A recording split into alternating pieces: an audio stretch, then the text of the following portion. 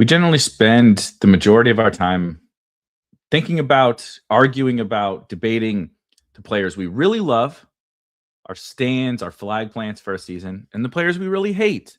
Those that they're on our do not touch, do not draft list, our fades. But the truth of the matter is that the majority of the players in the player pool kind of fall into the middle tier. They're fine. You don't hate them, you don't love them. You might see some upside, but you see some downside. Most of the players are like that. But the ones that we decide, it doesn't make me feel super comfortable, but I'm just going to eat my vegetables. And I'm going to suck it up and I'm going to draft this guy on at least a certain percentage of my teams. Today is National Vegetable Appreciation Day, or whatever the heck it's called. So we're going to talk a little bit about the players I'm personally sucking it up and just eating my vegetables on these players. Of course, we're going to draft a BBM, new promo. We're going to draft a DK million. Try to see if we can't take home, a few $1,000,000 today with some vegetable ass players.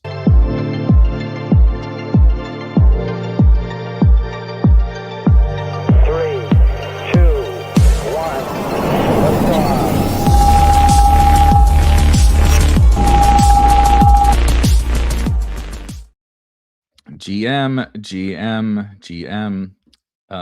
Disbanded Brotherhood. You gotta let me. What is the dot just like a check-in? Is that something I'm unfamiliar with? That is just like a thing in the streaming world or whatever that I just don't quite understand. I see you post that all the time, so I'm just genuinely curious. Goober says raw, steamed, or roasted. I mean, we're gonna touch on 5 different players, 2 wide receivers, or 2 running backs, 2 wide receivers, and a tight end that I am sort of calling my vegetable players of the year. And I think some might fall into the raw category, some might fall into the steamed, and some might fall into the roasted, depending upon your preference for those players. But always roasted. GM, no, dude, I taught staying on point. There you go. I like that. That's a good one. That's a good way to put it. But yes, if you're coming in, and you guys can hit the thumbs up button, as our boy DB says, help the algorithm. It is much appreciated. I forgot about this. You're going to draft some Sooner quarterbacks today. That's probably a very fitting Freestyle Friday draft. My dog is digging like a mother over here. I don't know if anybody can hear that, but we're going to talk about, I don't think Oklahoma Sooners and vegetables go together all that well. So we're going to talk about some vegetable players. As I said in the intro, just a quick level set. How I think about this is, like I said, we have the guys we love, right? You guys know I like Ryan Flanoy and Trey Harris and Keaton Mitchell and Rashee Rice and whatever, right? I like a lot of the Zay Flowers, the Ravens overall, and the Justin Herbert. Like, I love those guys. That's easy.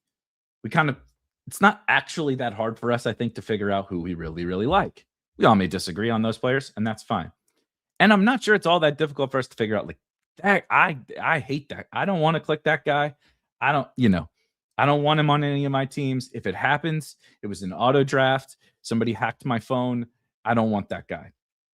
And that's frankly what most of the content is, right? It's much easier to make a clickbait headline and get likes and views.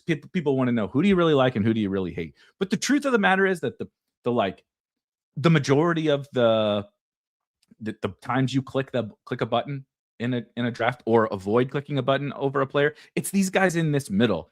And it's like they range anywhere from, I do quite like them, they're just not my favorite players, to I really don't like them, but I don't think I'm going to full fade them, right? We come up with all these stupid ass terms for this, soft fade and all this kind of stuff. You're not fading them. There is no such thing as a soft fade. You fade them or you're not fading them. How you classify those guys in the middle, whatever. And I got a few examples that I want to give of how some guys that I'm thinking about through that lens. Let's see. Miles says ate his veggies on Hunter Henry. Hunter Henry was in consideration, I will say. An honorable mention tight end is Hunter Henry for me, for sure.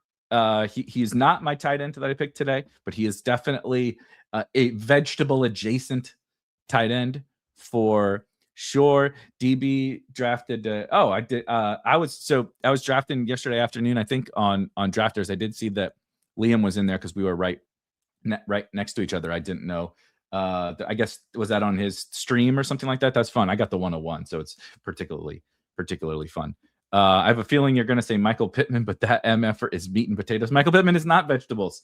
I'm doing Michael Pittman. If I called Michael Pittman a vegetable player this year, I would be a vegan, because I draft a lot of Michael Pittman. Just don't tell anybody. Mr. Mufasa, good morning. DK Metcalf is asparagus. Now we're gonna do. This is gonna be like from Elf. We're gonna craft a children's story around vegetables. We'll figure out the ones that are too vulnerable. Whatever. Kyron roasted broccoli. Swift and Montgomery feel like vegetables. These are a lot of very, very good recommendations. But I'm going to talk about a couple of wide receivers first. And of course, as one might expect, the thumbnail boy is one of them. And so I should have level set this a little bit better. Like I said, these are guys I think people think about, because vegetables are generally boring to the average, certainly American diet. I would not classify the take my vegetables guys just as like the boring guys. I think some of the boring guys, like Michael Pittman, can be really good picks. They're boring, but I'm not just like sucking it up. And right, I think about it in the like, again, I have a simple American diet. I guess the steamed broccoli or whatever, I know I need to eat those things to be healthy, but I would rather eat pizza. You know what I mean? I would rather eat a cheeseburger or tacos or chicken wings or ribs or whatever, right? I would rather eat that stuff. I do the vegetables so that I can eat the things that I want, that I especially enjoy. And because I know that they're probably good for me, probably, even best ball, it's more so probably. But I understand the upside, but the downside is I get to eat less of the pizza that I really want to eat. You know what I mean? So it's not necessarily guys that are boring. Some of them are probably boring, but it's also guys that like, they could be the opposite of boring. They could be really polarizing. And I think that's the number one guy for me that this year I would classify as sort of like my flagship, whatever your favorite vegetable is Marvin Harrison Jr. And that's why he is on the thumbnail. Marv, you see here is his college profile. And I think if I had to break this all down to one simple reason why I want to take my vegetables on Marvin Harrison Jr., it is because he was a truly elite wide receiver prospect, got drafted accordingly. We drafted him way too high when he was a rookie because of how good of a prospect he was. And he has obviously disappointed through 2 NFL seasons. But he was a truly superstar level wide receiver prospect. In 3 seasons at Ohio State, he averaged 2.98 yards per route run on an absolutely dominant level. He ran 352 routes in his final year at Ohio State and was targeted on 114 of those routes. He had, call it 2,500 yards and 28 touchdowns in his last 2 seasons. He was arguably the best wide receiver in the country. Here's some reference. Hold on, my head's in the way. Here's some points of reference on like what that season sort of looked like. So this is his final season in which he produced 3.44 yards per route run at Ohio State. Some funny names up here. Shout out Malik Neighbors at 3.6. CJ Daniels at Liberty. I don't know if anybody remembers Ricky White. I liked Ricky White in the big board season that year. I don't know if he's still kicking around, but he was on the Seahawks for a minute. Tez Johnson up there. But like most of these guys, especially, right, CJ Daniels went to Liberty. Ricky White went to UNLV. Javon Baker, at UCF. There's some smaller schools. There's some funky offenses mixed in here. But generally speaking, Malik Neighbors, pretty big hit. Even Troy Franklin popped up last year. Luther Burden, we're drafting in the fourth round. Trey Harris is getting, hasn't produced yet. This was Trey Harris's second to last season. Malik Washington and Jaden Higgins and Roma Dunze and Elijah Surratt and Tetaroa McMillan. And, there's obviously misses and stuff on here, but Marv was at just a truly different level. He was in the Malik Neighbors tier of prospect. He did this over multiple different seasons. I could sit here and make excuses. He was banged up and, he didn't have chemistry with Kyler, and then he came back, and played a little bit with Jacoby Brissett and, whatever. I don't really have an excuse to make for Marvin Harrison Jr.'s professional double debut between his first two seasons. But I am willing to say that this is still an exceptionally young player who was a truly elite level prospect. And now we're getting him at a much greater discount. I don't have a lot of faith that Marv is this level of talent, this prospect. That's why, from a rankings perspective, if I pull up our Spike Week rankings, you will see I'm behind ADP on Marvin Harrison. And so one might say, well, you're behind ADP on this guy. You must be like full fading him. That's when that's when the vegetable thing comes into play for me, is that no, this guy's not going to be a pillar of my draft strategy. But I have some other guys. I don't really like DK Metcalf. I actually don't really like Jordan Addison's price. I don't really like the Colts and Josh Downs, especially on underdog. I don't really like Chris Godwin. Some of these guys are in the more like, I think I might just X these guys out.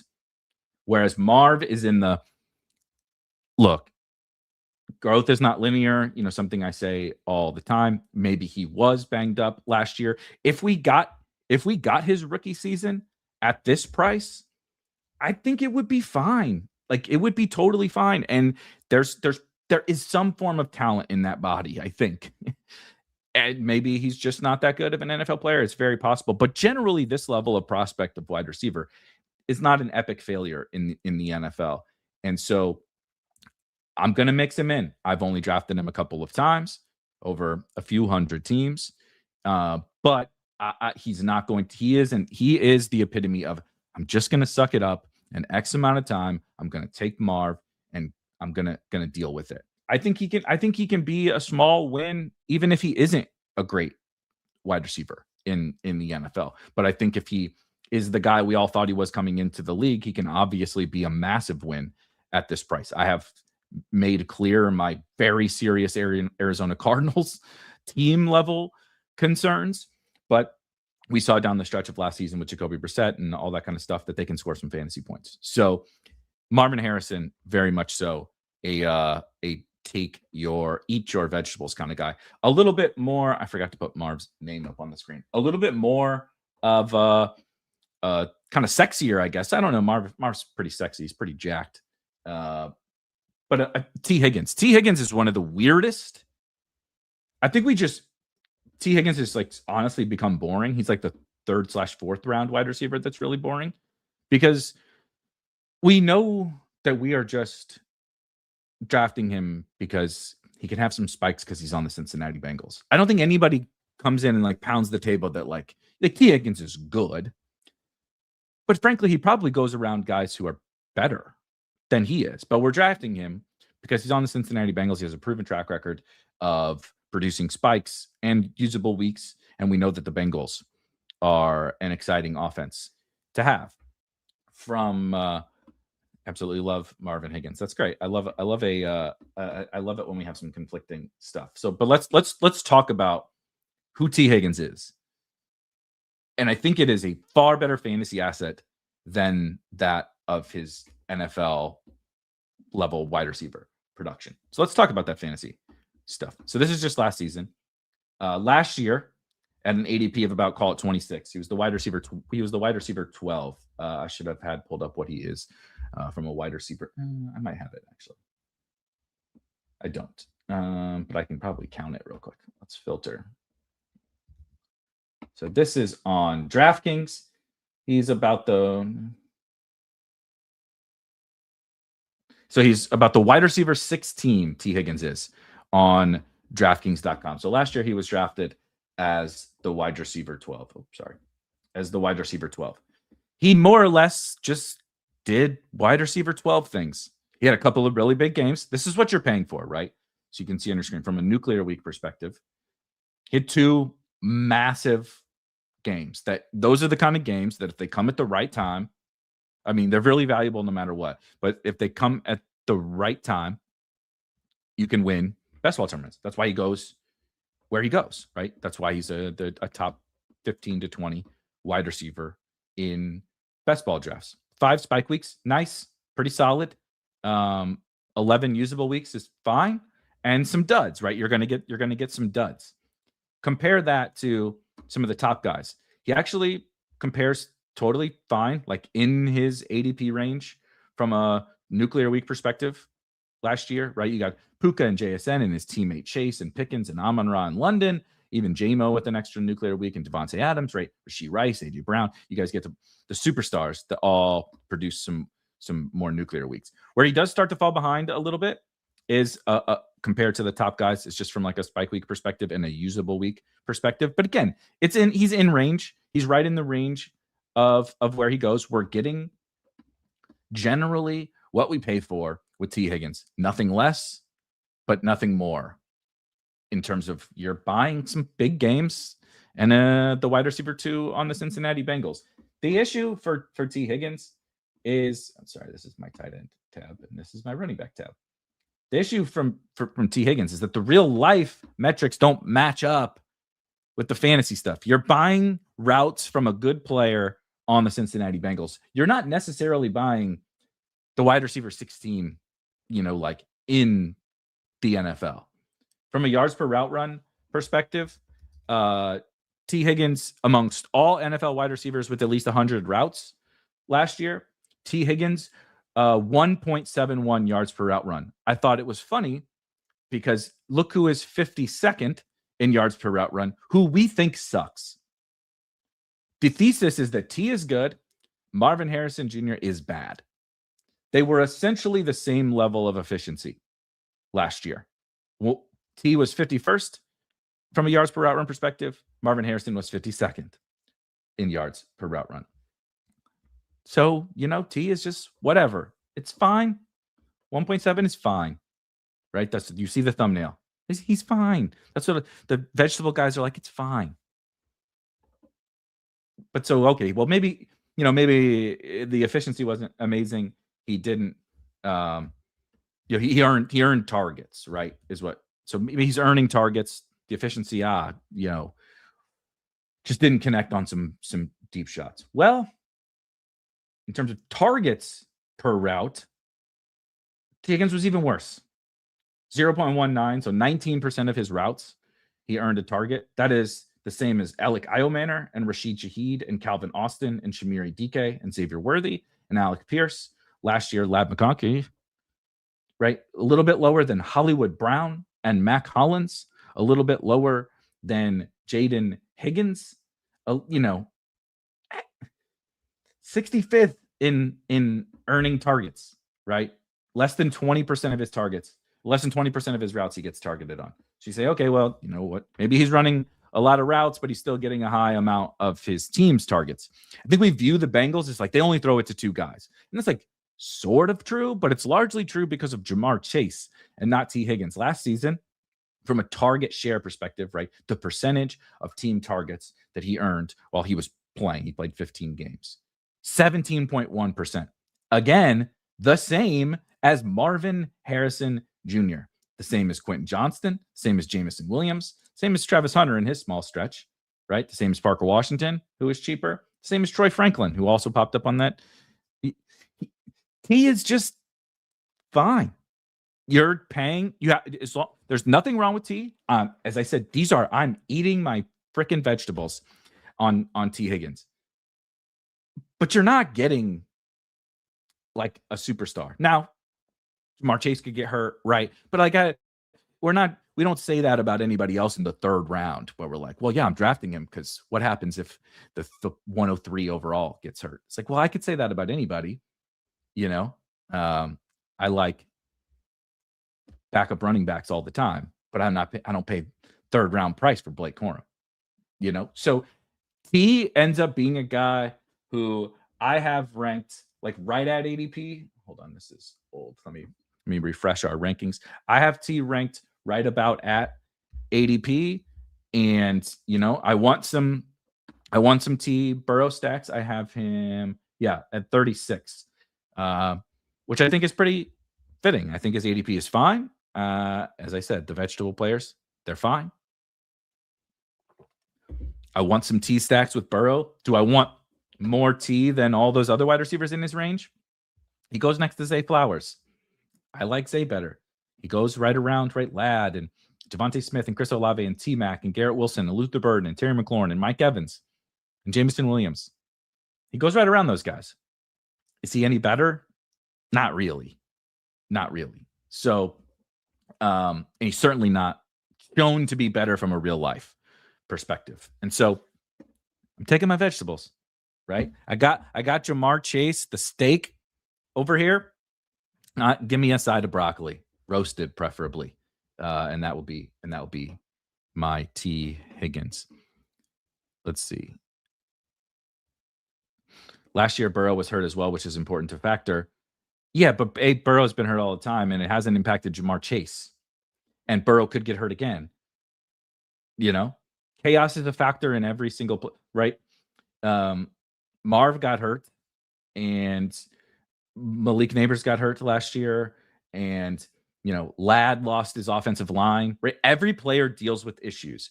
Overall, we tend to pick and choose when we allow those excuses to be used.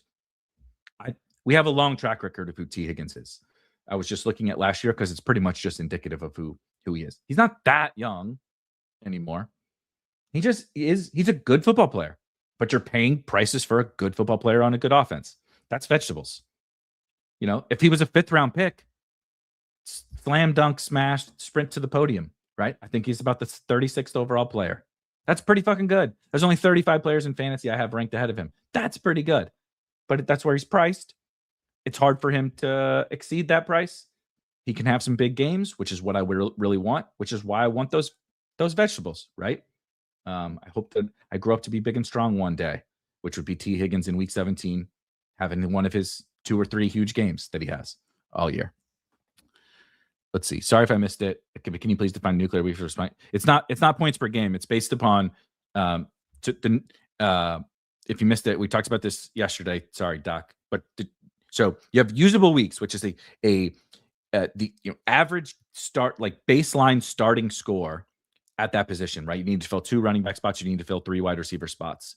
What's the score that gets you in to the top 24 of a week, or the top 36 of the wide receivers? That's usable, right? Because it was useful. It got you into a starting lineup on average.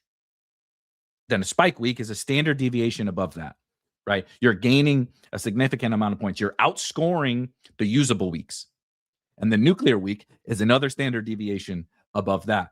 Now, not only are you dunking on the usable weeks, you're even other guys that have big games, you're another rung up above them. So it doesn't have anything to do with like a specific points per game target or whatever. Those every week is different. Every season is different. The amount of points that you add shouldn't be just like in any individual week. A 15 point game is a 15-point game. Does that gain you points? Does that lose you points? In an individual season, having scored at 15-point games, like, well, if the wide receiver position was higher scoring or the running back position was higher scoring. So that's how we sort of think about it. Nothing is perfect. I'm not saying this is the perfect solution. This is how we do it to try to level out a lot of the noise that's in and the data is going to be noisy, right, in an NFL season, especially for fantasy. So that's T Higgins. Let's talk about a couple of running backs. As per usual, I'm way behind my timestamps, but let's talk about a couple of running backs. I just saw right before this that Gretsch wrote a new post in his Substack. Ben Gretsch, I think I forget what his Substack is. It's called Stealing Signals, but I can't remember what the URL is. But nonetheless, look up Stealing Signals. Ben Gretsch, you guys know who he is. Wrote something about RJ Harvey. I haven't had a chance to read it yet, but it's so funny because I wanted to bring up RJ Harvey. He called RJ Harvey an enigma.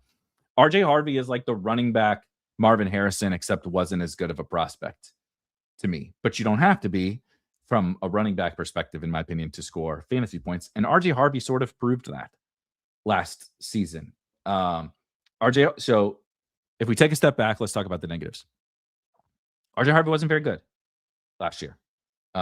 Just from a straight up basic counting stat perspective, 3.7 yards per carry, nothing really to write home about. Hold on, I have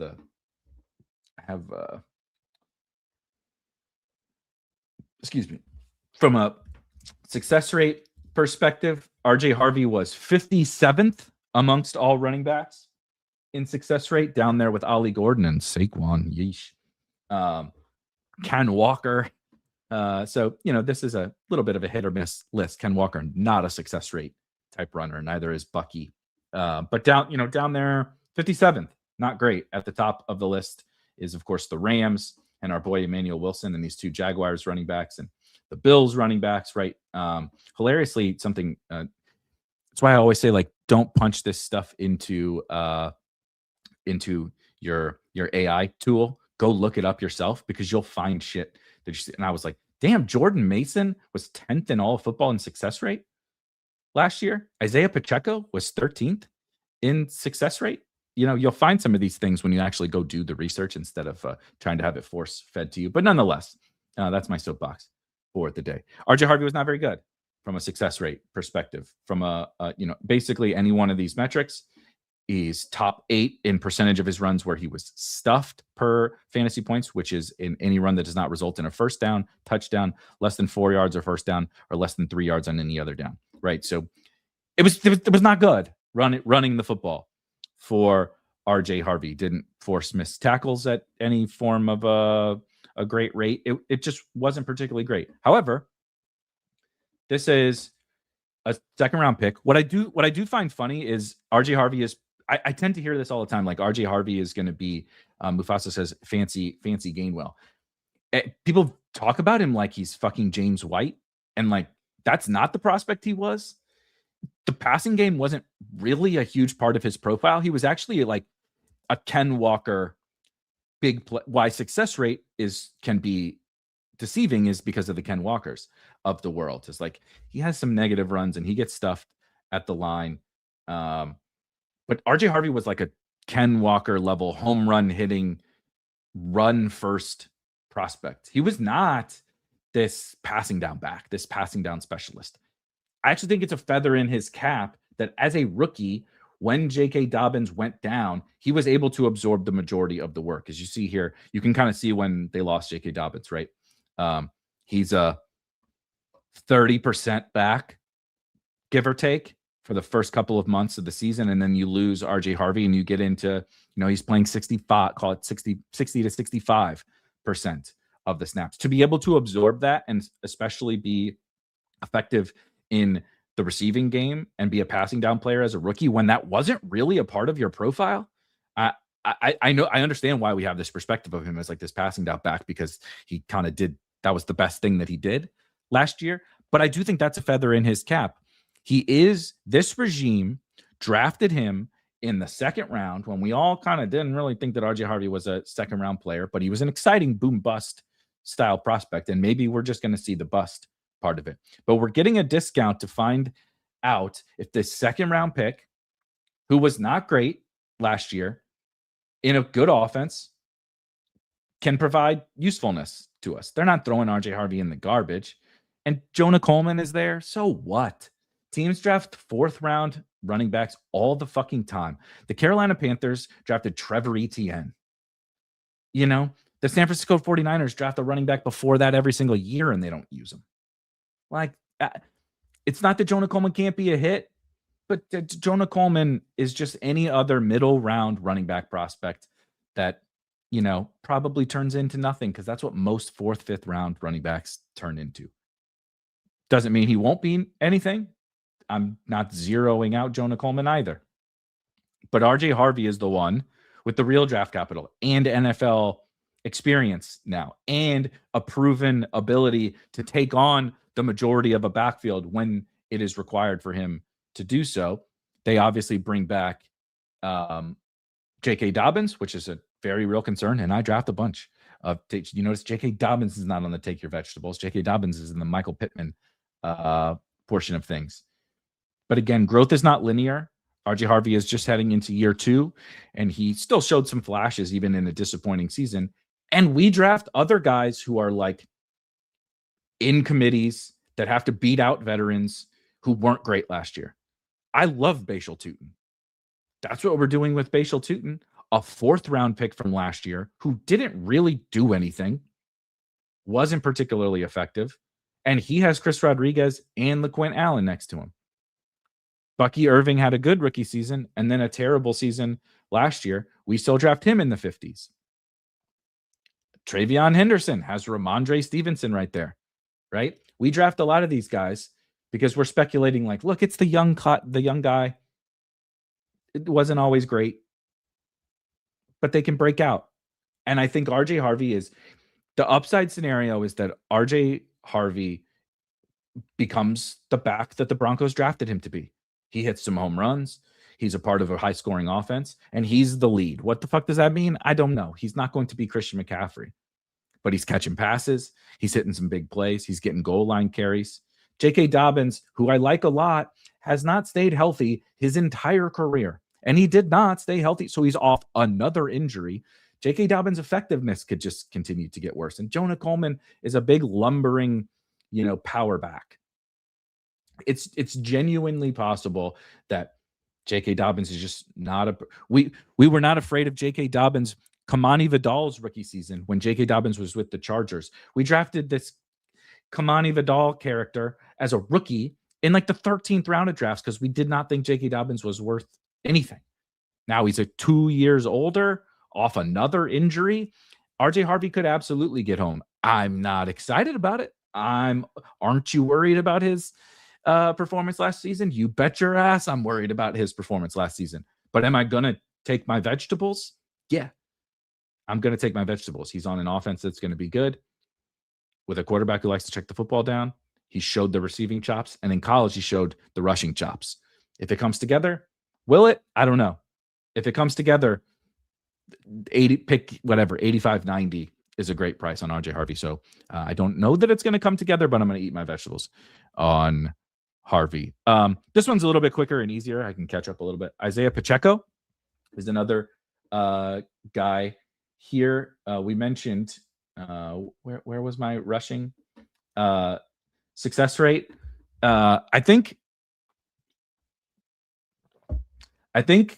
Pacheco is the guy who is maybe the one guy who feels the grossest. He's the most disgusting. Pick your least favorite yet healthiest vegetable. Whatever is the cheap, kale or whatever. You don't enjoy it, but it's probably the right thing to do.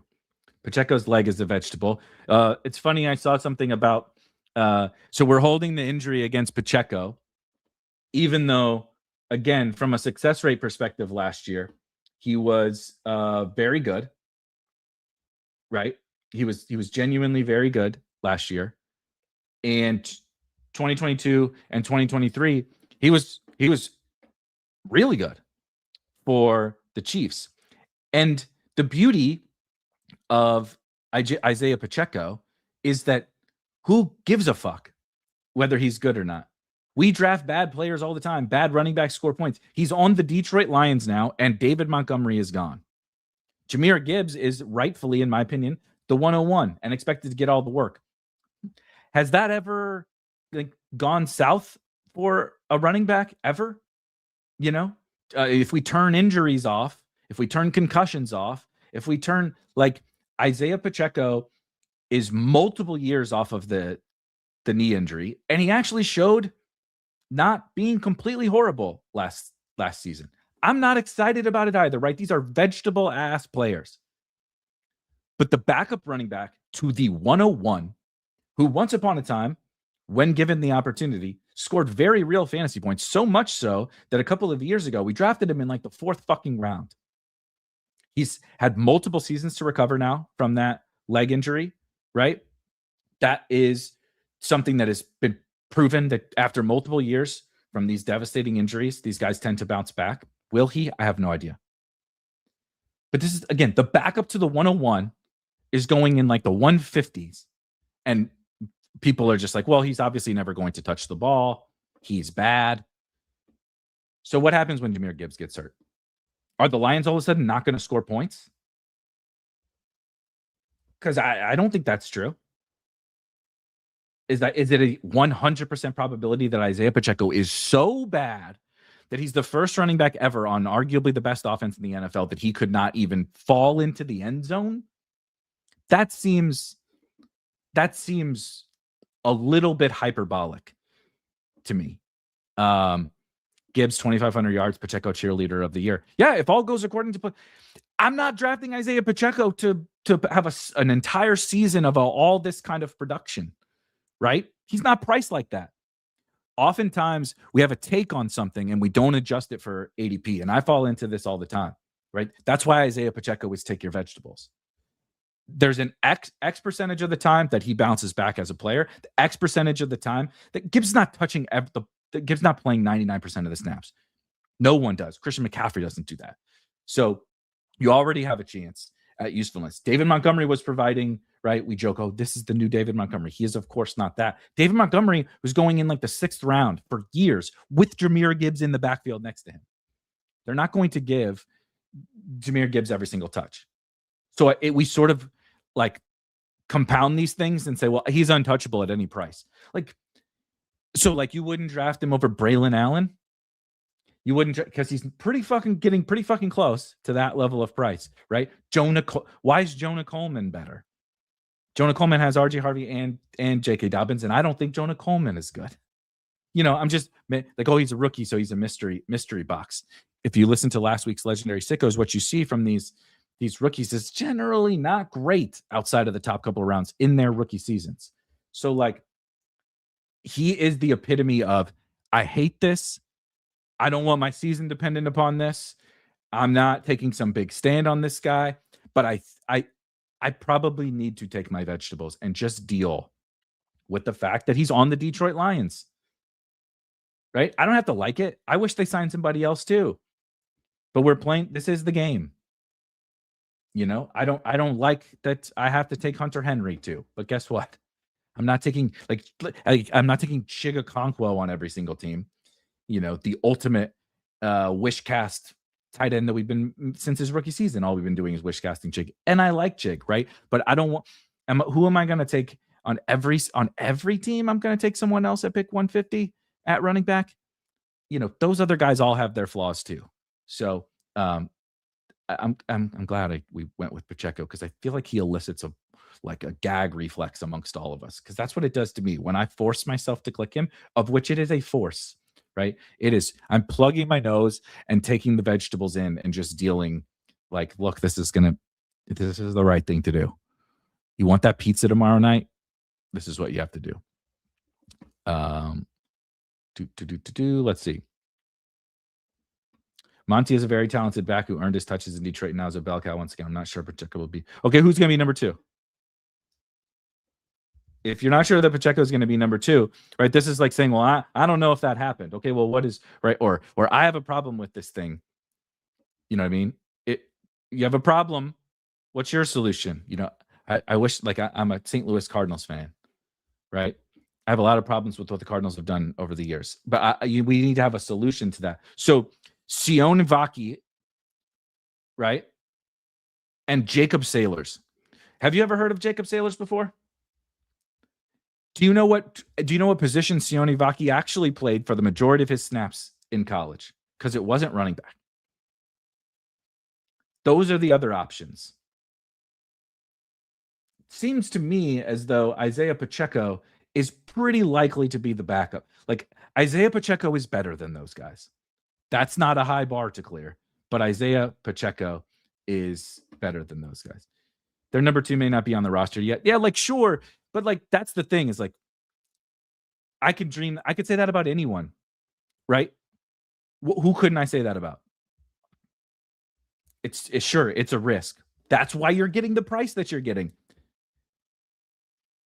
who's the Rams drafted Jarquez Hunter last year, but we're pretty fucking sure Blake Corum should go in the top 90 or whatever. You know, what has Blake Corum ever done to be in the backup in the top 100? You know, and I really, really like Blake Corum. I'm saying these arguments that we tend to make against these guys are often hypocritical. And it's because I could say, well, they'll just sign a free agent, right? That's possible. It is possible. It is definitely possible. But when they needed to sign a free agent to replace David Montgomery, they chose him. They already signed a free agent, right? So you're saying out of all the guys that are still free agents that they could have signed, they picked this guy over them. But somehow those other guys are who they want more. Like, how could that be? That doesn't, the conspiracy theory starts to not make sense when we put it up against the light. We put it under the light. You know what I mean? So anyway, yeah. Let's see. That's what I'm saying. So Jahmyr Gibbs is my 101. I'm excited about him too. What happens if he gets hurt? Because we draft Tank Bigsby for if Saquon Barkley gets hurt. We're drafting a bunch of backup running backs. We do every year. And the upside case for the backup running back is that the starter goes down.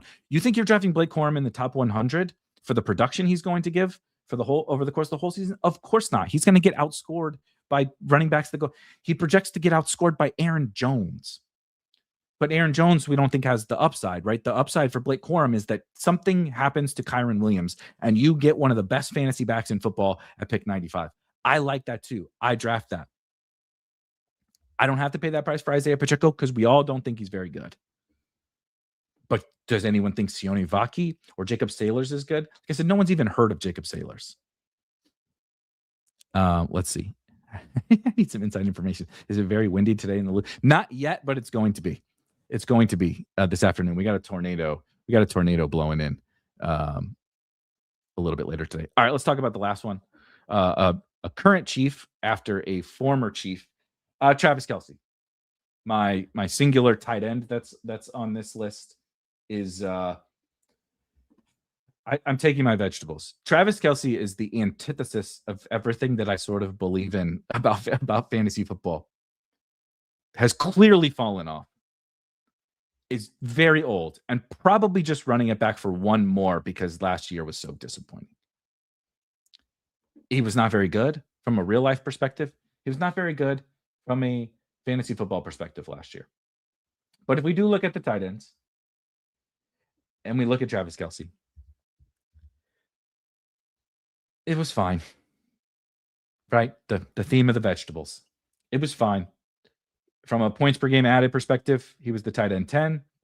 He had a couple big games, 3 spike weeks, and even a nuclear week. That's great. 9 usable weeks and 8 duds. Fine. Whatever. Right? It's fine. The issue is he's another year older. He's in the exact same situation, except they sort of, if anything, added with Ken Walker to the position. And it wasn't pretty from a real life perspective for Travis Kelce last year. In terms of target earning amongst all tight ends, Travis Kelce was 29th in targets per route run. That's the same as Brenton Strange, the same as the aforementioned Chig Okonkwo, the same as Tyler Higbee, the same as Jake Ferguson, Noah Fant, Juwan Johnson, right? Not very good. From an efficiency perspective, Travis Kelce also very bad. I believe 20th in yards per route run, right? So from a real life performance perspective, he is worse than his tight end ADP. From a fantasy perspective, he's then maybe pulls him up because he's the Chief, right? That's where the nuclear week came from. That's where the spike weeks come from. It's not really from his talent level anymore. He's kind of, you see, he's next to Dalton Schultz and Pat Freiermuth and Tyler Higbee and those guys, Tanner Hudson from an efficiency perspective. He's kind of in that mix of a talent now. So we're paying a premium on that talent because he goes with the Chiefs, right? Similar to T. Higgins. We're paying a premium on T. Higgins' talent because he's on the Cincinnati Bengals. And that's fine.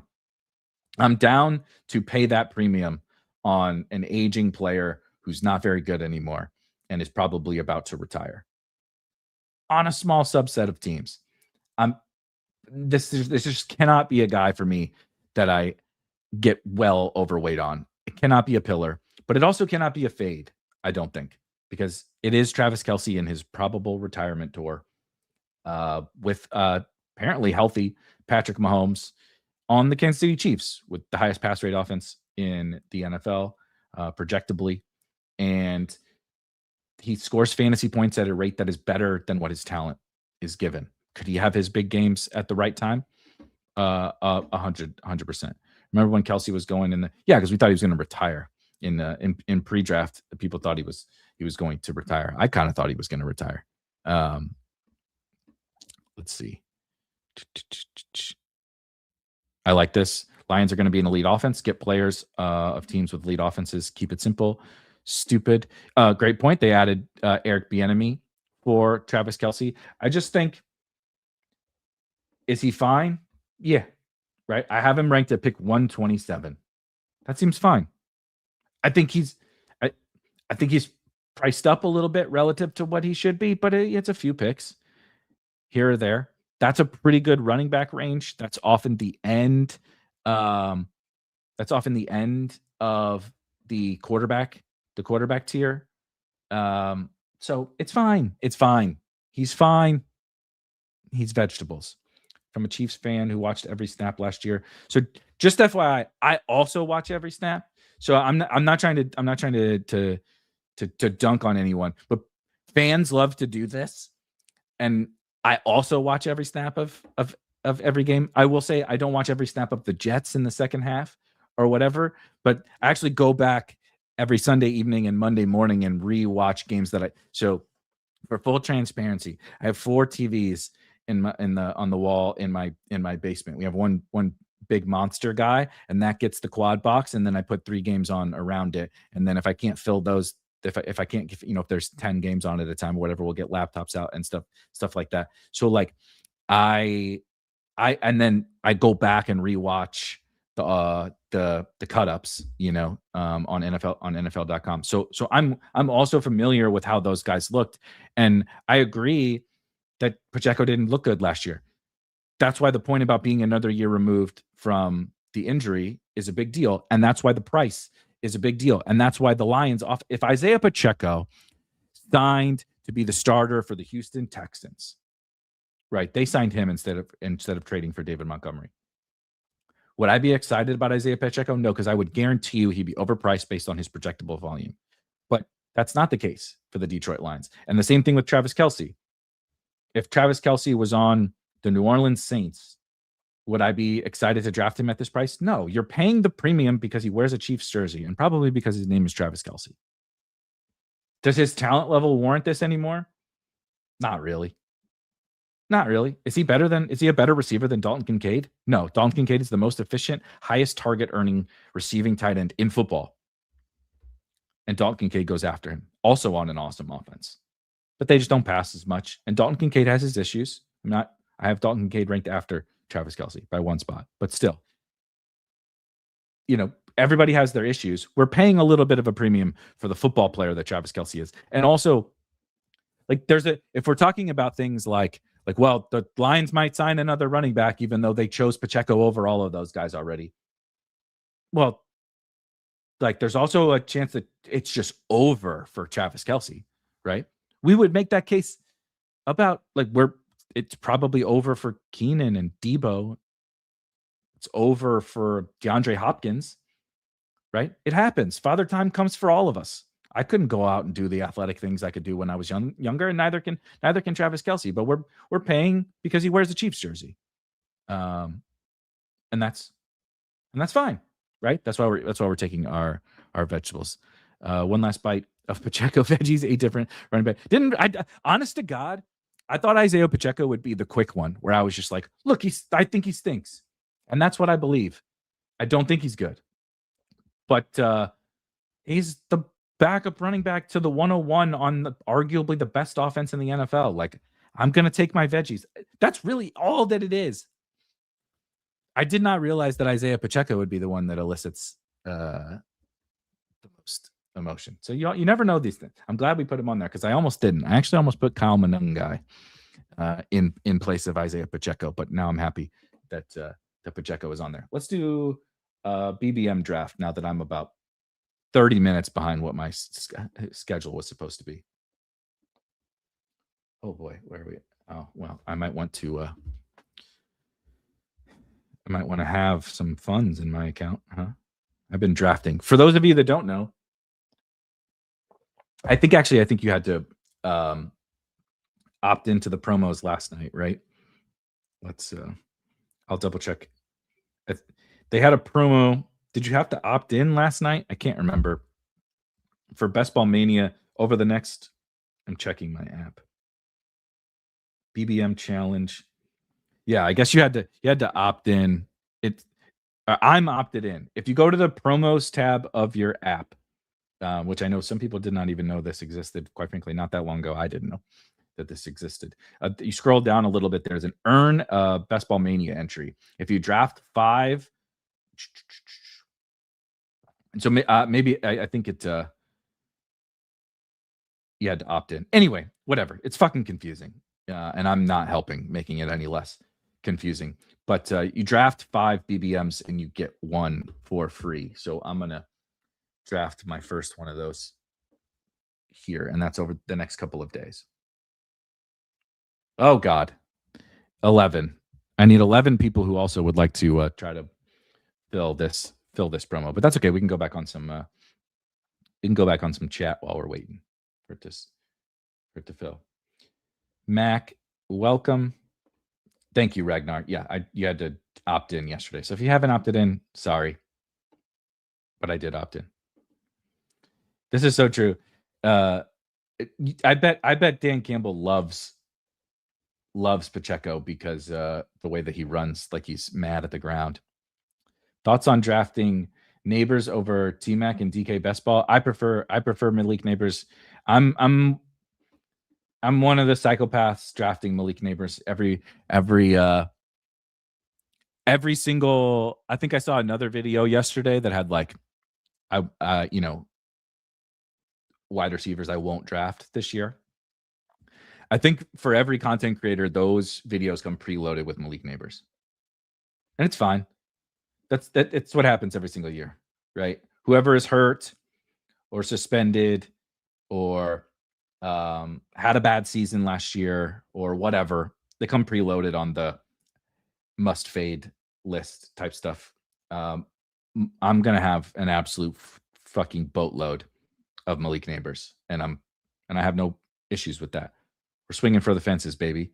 If you want to draft a guy who's probably going at the 106 or the 10, yeah.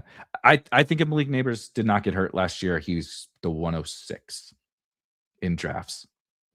I can get that guy in the 40s. No. Yeah, this is a legitimately good one. Dorito says, can a vegetable pick be in the first round? Yeah, hell yeah, it can. Because that's how I feel about CMC. I tend to agree. So it's funny you say that. I'm full fading Christian McCaffrey in like the flagships. BBM, DK Millie, those tournaments, drafters. But I've started my path towards maxing the eliminator via slows, and I've taken some Christian McCaffrey there, and so I'm sort of eating my vegetables in that regard. But he's scared. And he should. I think scared the living shit out of anyone. Christian McCaffrey. Go look at that. He just consumed the most touches of his career, the most carries. I think whatever it was, year 3 or something, he picked up a couple more touches, but the most targets last year. Like, this dude is old, majorly declining rushing talent and rushing efficiency. Awesome receiver. There's no denying his receiving chops, but like everything crumbled down around him last year. Ayuk, no Debo, Pearsall hurt per usual. Kittle gets hurt. They're playing Kendrick Bourne and Demarcus Robinson. Like, the backup running back situation they didn't like. Now they have, I like Jordan James. We'll see if they like him. And then they draft Kalen Black. I know that hasn't mattered in the past, but I'm just saying everything sort of played out in such a way for Christian McCaffrey to get like 1 million touches. And he was very good. But he also wasn't like, if you didn't have Christian McCaffrey, the problem with CMC last year wasn't like, oh no, I don't have CMC. It was, if I don't have CMC, I better have JT or Gibbs or Bijan or something like that. Could I have survived with Derrick Henry? You needed you didn't want the receivers and you didn't want a Genty. You didn't want those kind of guys, Brees. He was just part of the running back problem. And now we're taking him 106. And that makes me feel very uncomfortable. So this is a BBM, so I have to remind myself to take wide receivers. Let's do CeeDee. I have 23% Justin Jefferson, so let's do CeeDee Lamb. Destined to be a slot receiver with a few jet sweeps. Goober, I think JSN is a pretty fascinating fade candidate. If say you don't want to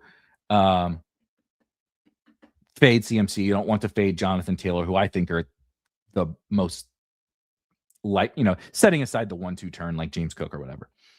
The real first rounders that I think are the most sort of viable, if you are like me and looking at times to fade some of the really vulnerable first round picks, I think CMC and JT are the two.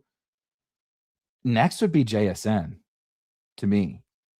I think he's probably just amazing, and there's no denying that. But he also has a lot of risk levels. The offensive coordinator who turned him into JSN is no longer there. Is he going to be the focal point of the offense? Of course. Of course he is. But they're still going to be run heavy. They're going to lean on their defense. Sam Darnold is much better than we thought he was a few years ago. I'm not sure that Sam Darnold as your quarterback is a risk-free proposition either, especially when the case for you is getting the highest target share in the NFL again. That's what we're drafting JSN to do, what JSN did last year. And it doesn't mean he won't. It does mean that is very far from a guarantee. Let's do London.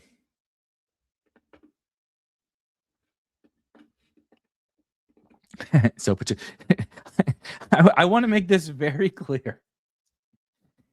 When you have to talk about your vegetable players, you do have to discuss the upside stuff. I am not pounding the table for Isiah Pacheco. I want to make that very clear. I really struggle to click him. Everything that you guys are saying about the sentiment and the risks and the concerns, the aren't you worried? Does he probably suck? I agree. But I think we should take our vegetables, right? I agree that kale is terrible. Even if I'm having a salad, I don't want fucking kale. Once I have the salad, I've decided I like salads. We had salad for dinner last night. Once I've decided to have the salad, I've admitted that I'm going to have something healthier than my pizza or cheeseburger, right? Pacheco is a salad I don't even try to pretend to enjoy, right? Some kale gross shit. There's no ranch on that salad. Yeah, exactly. So this is the worst part of being the content creator is I have truly fully embraced the Pacheco vegetables. I have 2% or 3% Isiah Pacheco. But because you have to be the one providing the full picture and everyone has such a visceral hatred from a reaction perspective to Isiah Pacheco, I'm now the Isiah Pacheco guy. And please know, I take bad enough stands on my own. See 50-something% Will Shipley. last year. I take my own bad stands. I'm drafting a boatload of Malik Neighbors, and everyone else on planet Earth thinks Malik Neighbors is a must fade. So I will take Rashee Rice, however. Does everybody know that Rashee Rice is out of jail? And we used to take him at like the 1-2 turn.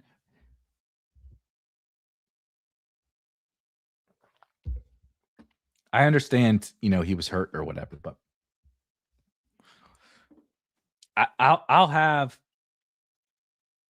I'm genuinely curious to find out once we get to training camp. The news will swing things. If we get, I almost said we get Isiah Pacheco isn't healthy because now Pacheco's just imprinted on my brain. But if we get negative Malik Neighbors news or negative Rashee Rice news or vice versa, or one negative, one positive, it'll obviously drive my end of draft season exposures. But I'm very curious to see what my exposure ends up looking like between like Rice versus Neighbors, because I kind of take them both. I like to try to get them together, but that's become a lot more difficult of late. There's been like just enough Malik Neighbors positivity to stop his like total free fall, and then obviously Rashee Rice getting out of jail as if we didn't know. Like it's another one of those like AJ Brown moves up when he gets traded to the Patriots. Like that's what you thought was gonna happen. Like we all knew that was gonna happen, but we still move him up. It's like we knew Rashee Rice was in jail for 30 days.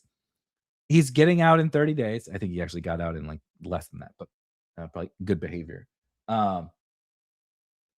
Anyway, yeah, silliness. I'm gonna take Cam Scatteraboo here. Actually,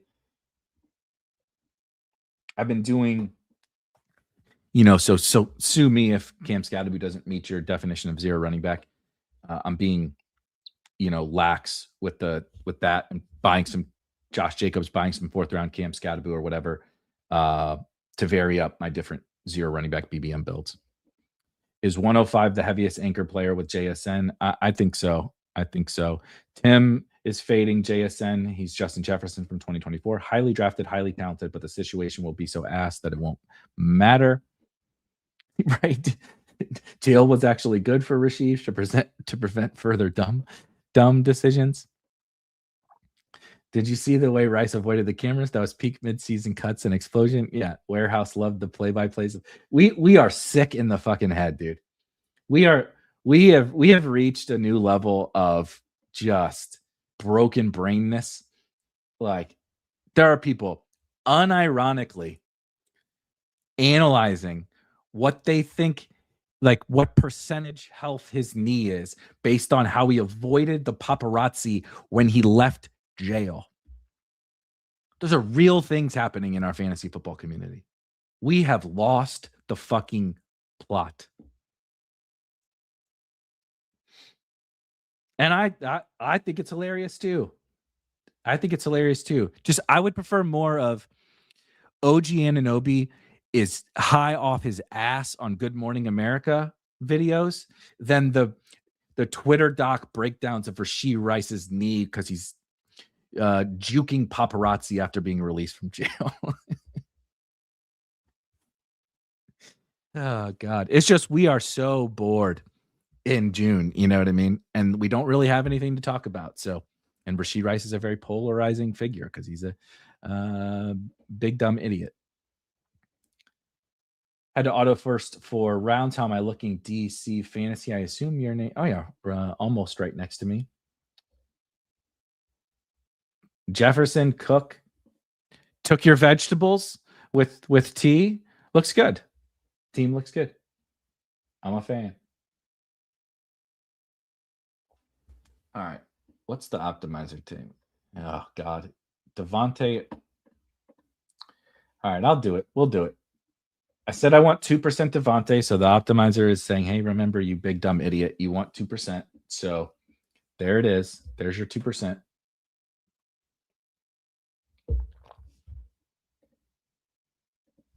Where's Tootin going now?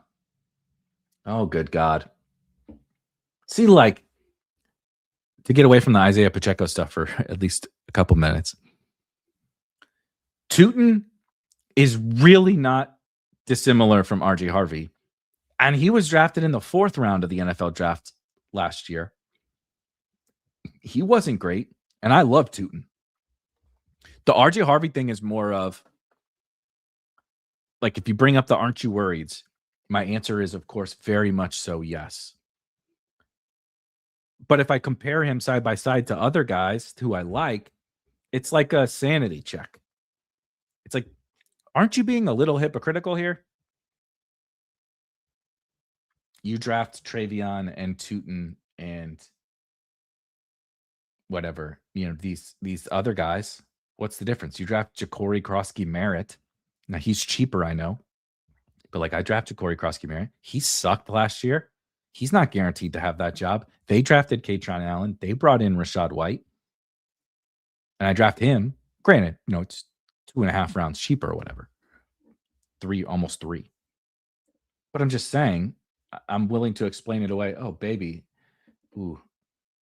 11% Tyson. I've just should I do Marv? Should I do Marv on this team? Or should I stick to Parker? I'm sorry, Marv. I can't do it. I took my vegetables on Devontae Adams.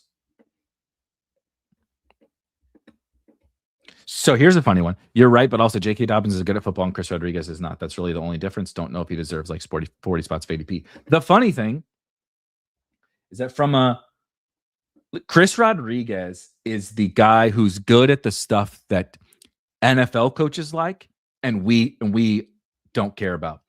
Success rate last season.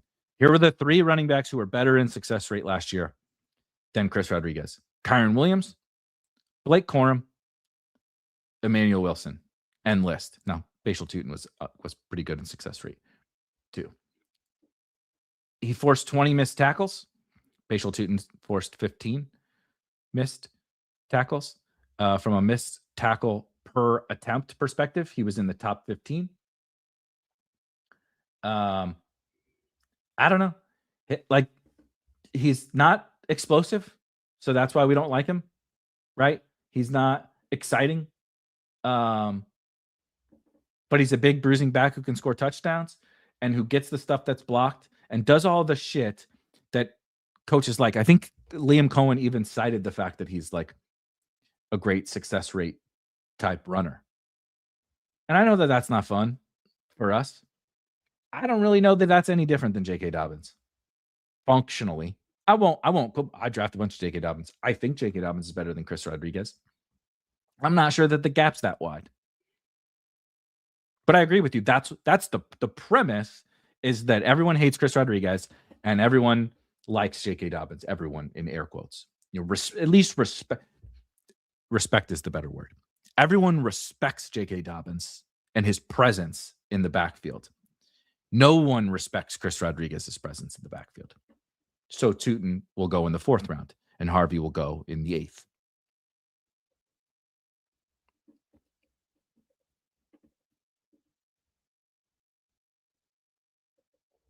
Dude, I know. Kulon says for a small window, it was possible to get Rice and Neighbors on the back end of the draft. I know. I am happy.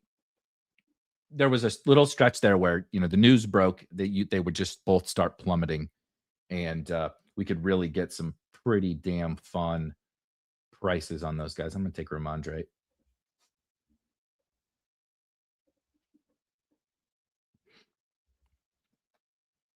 We could get some pretty damn fun teams.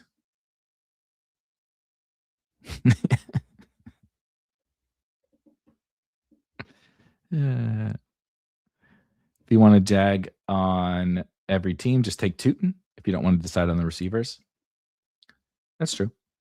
The wide receivers are also awfully cheap.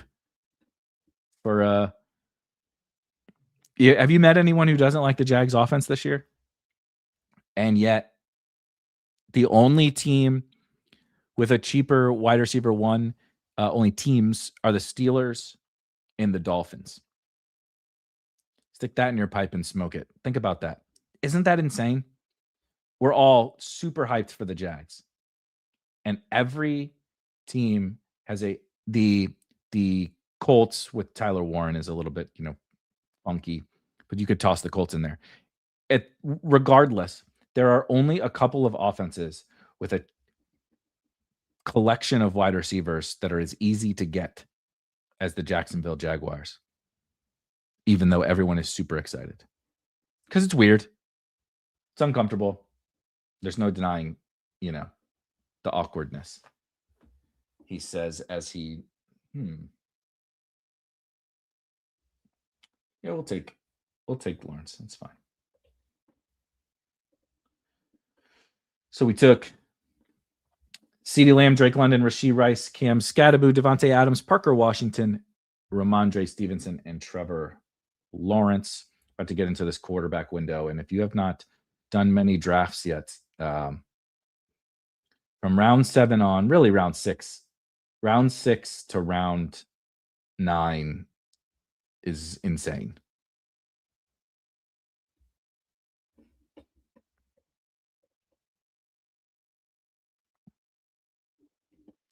So I understand what you're saying, but this is actually my point. Not saying you're wrong, I agree, but also when the stat is being highlighted by Kareem Hunt and Samaje Perine, I tend to ignore that stat. That is the actual point. We ignore that stat, and those two guys you just named steal work and get playing time every year, right? We've been wish casting Samaje Perine out of the league for 5 years. We've been wish casting Kareem Hunt out of the Chiefs backfield for 5 years. And you know who keeps getting touches? Kareem Hunt and Samaje Perine. And you know who doesn't get touches? All of our shitty, exciting guys who run 4.3 40s and all these, all the right. And Taj Brooks. Oh, what a fun prospect Taj Brooks was. He only has Samaje Perine there. Oh, Brashard Smith. There's no way Isiah Pacheco and Kareem Hunt can keep Brashard Smith off the field. He's so explosive. And you know who gets the rock in football games? You know who kept Ja'Cory Grosky-Merritt off the field last year in Washington? Even though Austin Eckler was hurt, even though Brian Robinson wasn't there? Chris Rodriguez. Because no one is making the case that those guys are like these perfect backs and these like crazy high upside backs, but they do. They write the boomer shit that coaches care about. Success rate is making sure that you don't get behind the chains. It is getting what's blocked at least, and it is oftentimes breaking some tackles, even though you don't have the physical capability after you broke the tackle to turn it into a home run. It's still valuable when the coach calls a certain play and 4 yards are available on that play, you get fucking 4 yards, right? Those are valuable plays too. And the coaches love that shit. So there's a reason why Kareem Hunt kept getting all those touches last year and not Brashard Smith. There's a reason why Samaje Perine is still in our lives somehow. It's because we don't care about success rate, but they do. The teams do.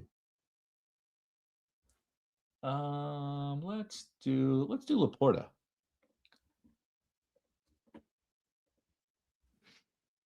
That's another guy I need to force myself to take a little bit more of. He's more than fine. He's more than vegetables. I just don't, and this is the quarterback window, and it gets weird with Laporta.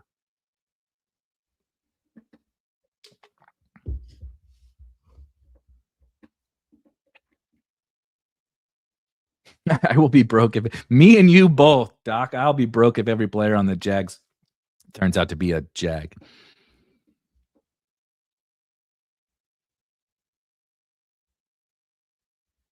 The Jags wide receiver 1 goes off as the 3rd as well. Jacoby Myers? The fuck he is? Wide receiver 1 by what metric? Boringness? Speaking of vegetables, Jacoby Myers ain't nobody's wide receiver 1. Let's see. I'm only being slightly hyperbolic. Whatever. If you like Jacoby Myers, go for it.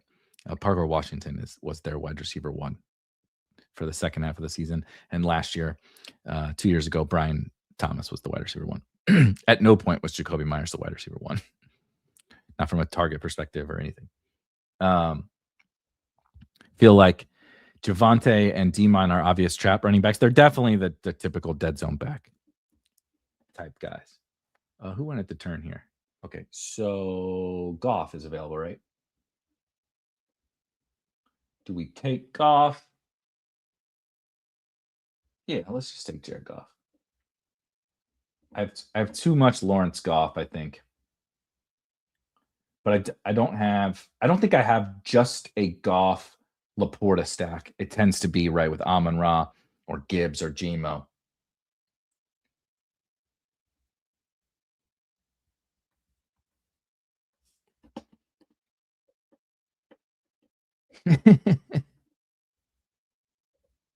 Myers is the parsley of veggies. If Trevor Lawrence turns back into a pumpkin, it's going to be a bad day. You are goddamn right. It is going to be a bad day. Whichever team drafts Sorsby, will they become the most drafted stack without a quarterback? Are you implying Brendan Sorsby is going to be a starting quarterback in the NFL? That dude sucks. The totally disingenuous, absolute nonsense that has come out about him as a quarterback prospect after all this kind of stuff is absurd. He's not an NFL player. Not even close. He wasn't all that great of a college quarterback.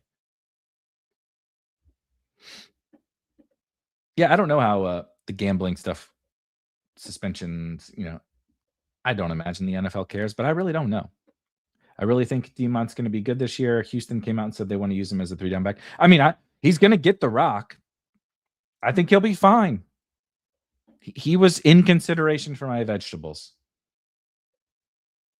But he's an older back in a bad offense. Come on, man. We're taking Keaton. The Keaton Rasheed Week 17 mini is going to feed families. I think David Montgomery's going to be fine, but he's older. He is fine in Detroit. He wasn't like anything special. If we're giving grief to Chris Rodriguez and J.K. Dobbins and Isiah Pacheco, I think we should give grief to David Montgomery. I think we should be fair. You notice he's not at the top of any of these lists. And I was just using success rate because it's a one. There is no one metric that catches all, but it was fitting for the vegetable type guys. Houston Texans run game has been putrid for multiple different seasons. He is not the transcendent talent to elevate the run game. He will get what's blocked as well. That's why he's fine. The offensive line is still really bad. Now, the defense is a good thing for him, but the offense, from a game script perspective, but the offense is not, unless CJ Stroud remembers how to play football, which hasn't happened in almost a half decade now. It's fine. I draft some Demont because he's going to score some points. So if that, if that's good, then yeah, I think it's exceptionally unlikely that we look back on the season and you're like, David Montgomery had to have him. I think it's exceptionally unlikely. Let's see. Tracy Neighbors. How about a little? Should I buy Tracy and Scat? Sure. Let's buy the Giants backfield. Scattaboo and Tracy. CD London Rice. Lamb London Rice. There's something there amongst the last names. Obviously, Lamb and Rice, food names, and London, a city name. There's probably something fun there. Anyway, Lamb, London, Rice. I told you my brain is broken. Scattaboo, Devontae Adams, Parker Washington, Ramondre Stevenson, Trevor Lawrence, Sam Laporta, Jared Goff, Keaton Mitchell, Tyrone Tracy.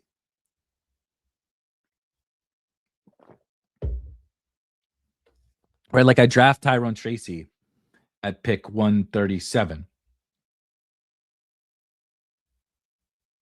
He is the backup running back to Cam Scattaboo on the New York Giants.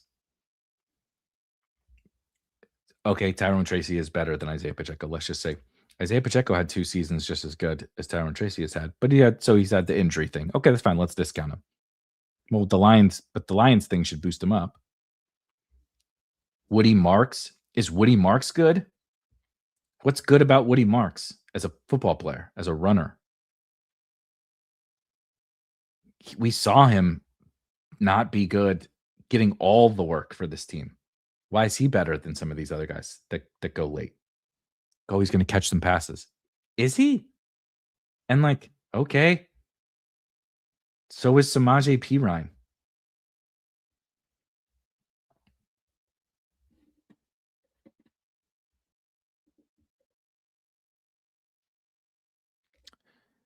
How many of those guys do you think there are in a given year where you had to have them? I think it's very different per format. Because in like this, in Best Ball Mania, it is almost entirely decided, but obviously you need to get to the playoffs, but then it is entirely decided by the playoffs. Were you able to survive the Kyle Pitts game last year? That's one thing, right? It could have been Kyle Pitts. Obviously, he didn't do it at the end. And then both Bijan and Derrick Henry went off in week 17. But so you had to have either Bijan or Derrick Henry in like a playoff format tournament.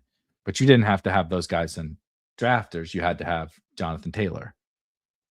So it's a little bit different. 2 years ago, you had to have Saquon Barkley.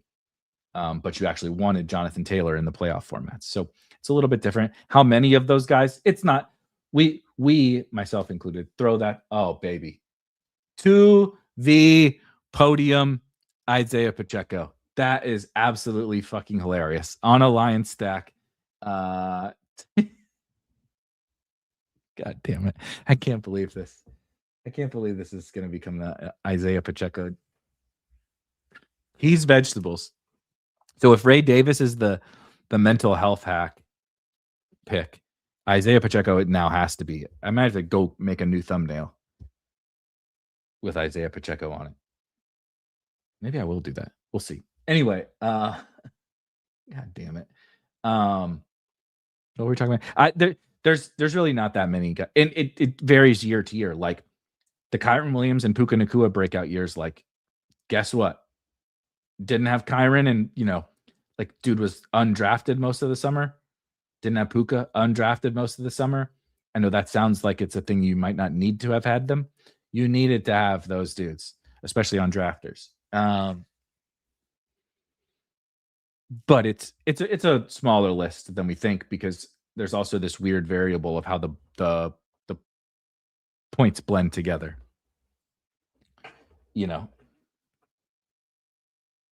And that we never talk about. And I'm not saying that we should, but we definitely never talk about it.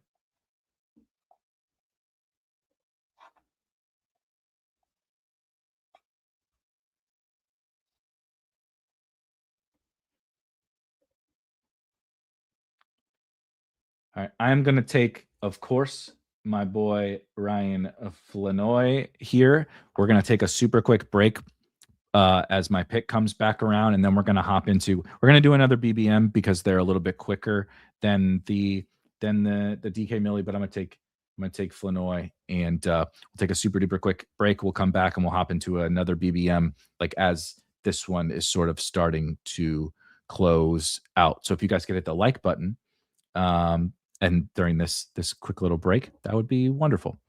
Hey guys, if you are playing best ball this year, I promise you're going to want to check out Spike Week Premium. We're the very first company building an entire suite of best ball tools, everything you need to have to crush your best ball drafts. I like to call it your best ball co-pilot. We have the very first overlay tool, the very first portfolio tool, and a brand new draft optimizer. So the Draft Hacker overlays, our Draft IQ portfolio tool, you can look under every nook and cranny of your teams and your opponent's teams to find an edge in your drafts. You can optimize your drafts based upon the plan that you have with our draft optimizers, your target exposures, players you want to draft together or don't want to draft together, stacks you want to target. And of course, with the Draft Hacker overlays, you can customize every single thing you want to see on your screen while you're drafting. Playoff schedules, exposures, combinatorial ownerships, projected ownerships, stats about what these players did the previous year, all sorts of different stuff. And those are just the tools.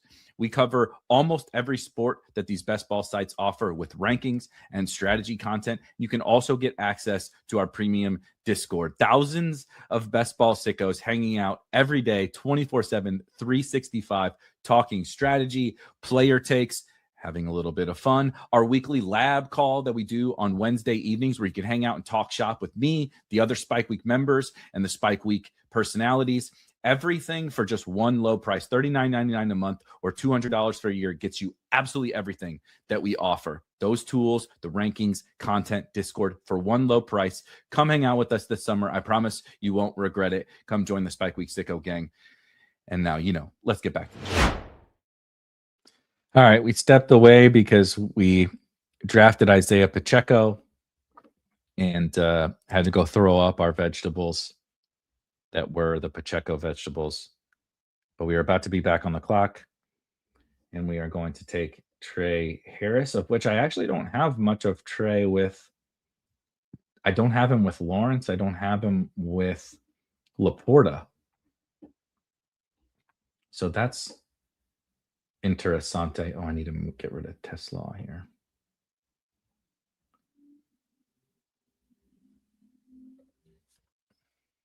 And then as soon as we make this next pick, we'll pop into BBM numero dos.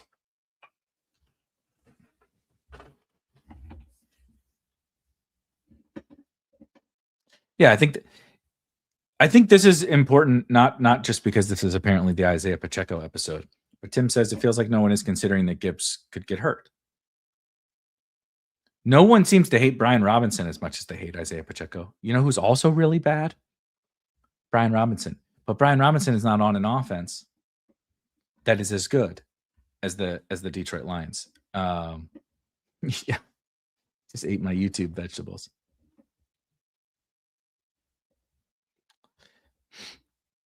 Yes, it is. Trey Harris, Ryan Flanoy, Keaton on here, Lawrence Parker, Ramondre I like, with CD London Rice. No Neighbors. If Malik Neighbors was on here somehow, or Bowers, I guess. But you can't get them all. Yeah, just got traded, and Pacheco was hurt. He didn't get beat out. But if we're using, I'm going to take Pat Fryermuth. Brian Robinson's gotten beaten out by a bunch of guys. He stinks. We can't possibly be making the case that Brian Robinson is good, right? Like, come on. He didn't get beat out by Kareem Hunt. It's like, okay. Look at who he did get beat out by. By the end of the year, he wasn't even really the backup in San Francisco. He stinks.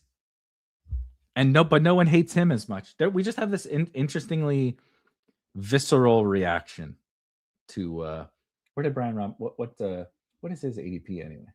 Oh no, wrong screen. Let's go do this. Robinson 173. So he goes 173, and where does Pacheco go? 143. So I think that's about right.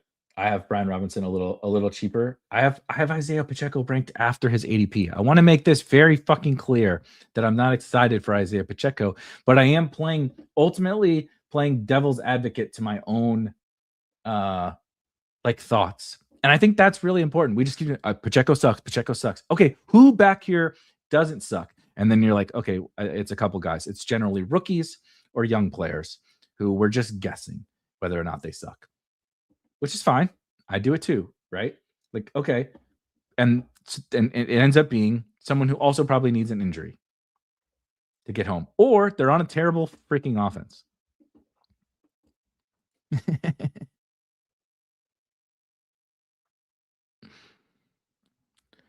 But why would Brian Robinson get more opportunity than Isiah Pacheco?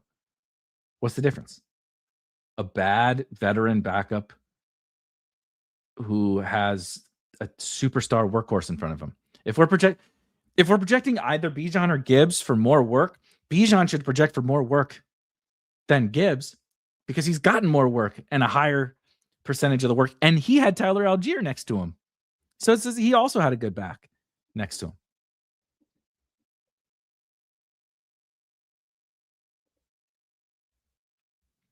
Right. Brian Robinson got kicked to the curb for Ja'Cory Krosky-Merritt, who also probably sucks, and was a 7th round rookie. They kept Jeremy McNichols, the corpse of Austin Eckler, and Chris Rodriguez, who we all just said, by the way, I'm taking the mental health hack. If any stream needed me to take a mental health hack, it looks like we need 6 more for the other Best Ball Mania draft. If any stream needed me to take a mental health hack, Ray Davis on it, it was this. It was this team. Jesus. I need to go. We got to hit the gym after this to work, get some of these frustrations out. Wide receiver room is pretty solid on this team. I could take a tight end 3. I could take a running back 7. I think it's probably in very Eric fashion, a running back 7.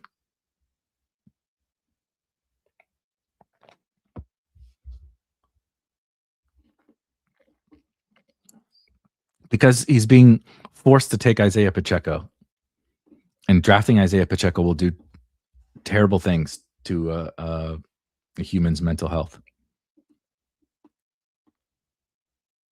The real answer is, why is no one drafting DJ Giddens as a direct backup to a 350 touchback? Well, because DJ Giddens was not the direct backup to him last season when his only competition was like Amir Abdullah. So I get it. I have DJ Giddens in the ranks, but he is a little. I'll take Katron. Katron, bring back to the Jag stack for week 17. Young back, weak competition in Ja'Cory Krosky-Merritt and Rachaad White. I dig it. Okay, we went starting quarterback and working our way down. Trevor Lawrence and Jared Goff, Cam Scatterbu, Ramondre Stevenson, Keaton Mitchell, Tyrone Tracy. So we bought the Giants backfield. Isiah Pacheco, Ray Davis, and Katron Allen. CeeDee Lamb, Drake London, Rashee Rice, Devontae Adams, Parker Washington, Ryan Flanoy, Trey Harris, Sam Laporta, and Pat Freiermuth. This is very much an Eric team. That is a fact. Whoever said that earlier. Oh, perfect timing. And our other BBM is filled. And we got the 103. Agreed. DC says real solution is only draft running backs you like after pick 120. I do think that context, not necessarily just that you like. Draft whoever you want. We should all draft whoever we want. Like, I'm explaining to you guys my vegetables process, which is, of course, there are guys that make me sick to my stomach, but I know I should probably take them to a certain degree. They're generally underweight, what the nerds would call soft fades, right? But I take them, even sometimes I'll just I'm taking my 8%. That can be, I tend to use more other cheesy cliches, right? Like the 8% guy would be like taking my vitamin, right? We take a daily vitamin, or take your medicine, right? I'm sick. I'm going to take my 8% of the guy.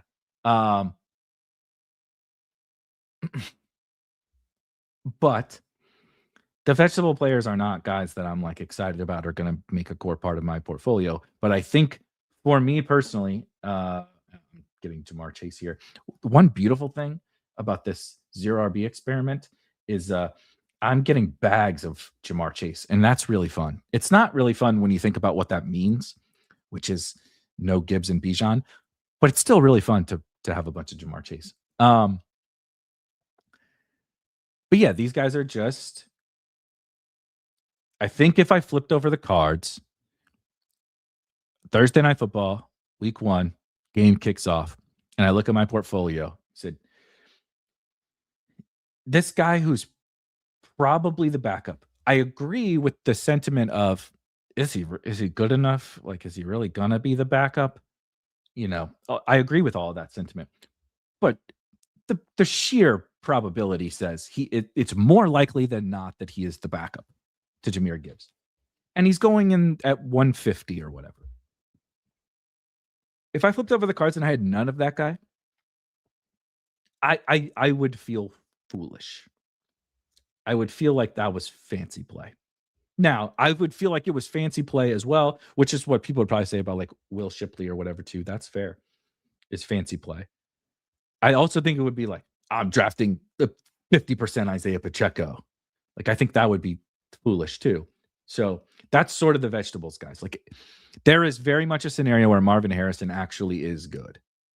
There's very much a scenario. And I'm getting a price that's like fine to find out. Right? There's a scenario where Travis Kelce is totally fine and he's on the Chiefs and they score a bunch of points and I like him at pick 120. He's fine. Right? Some honorable mentions. Like I almost included Kyle Monungai. At his price, does the Kyle Monungai make me get excited? Is my desk moving when I click Kyle Monungai? Of course not. Would I feel foolish if I went into the season without any Kyle Monungai? I tend to think so, especially with the way I draft. Hell yeah. Welcome, B Ziggs. Beautiful, beautiful pupper you got going on there in the avatar. Draft who you want is the opposite of eat your vegetables. Yeah, that is true. That is true. All right. Nico has been a little bit of a vegetables player for me.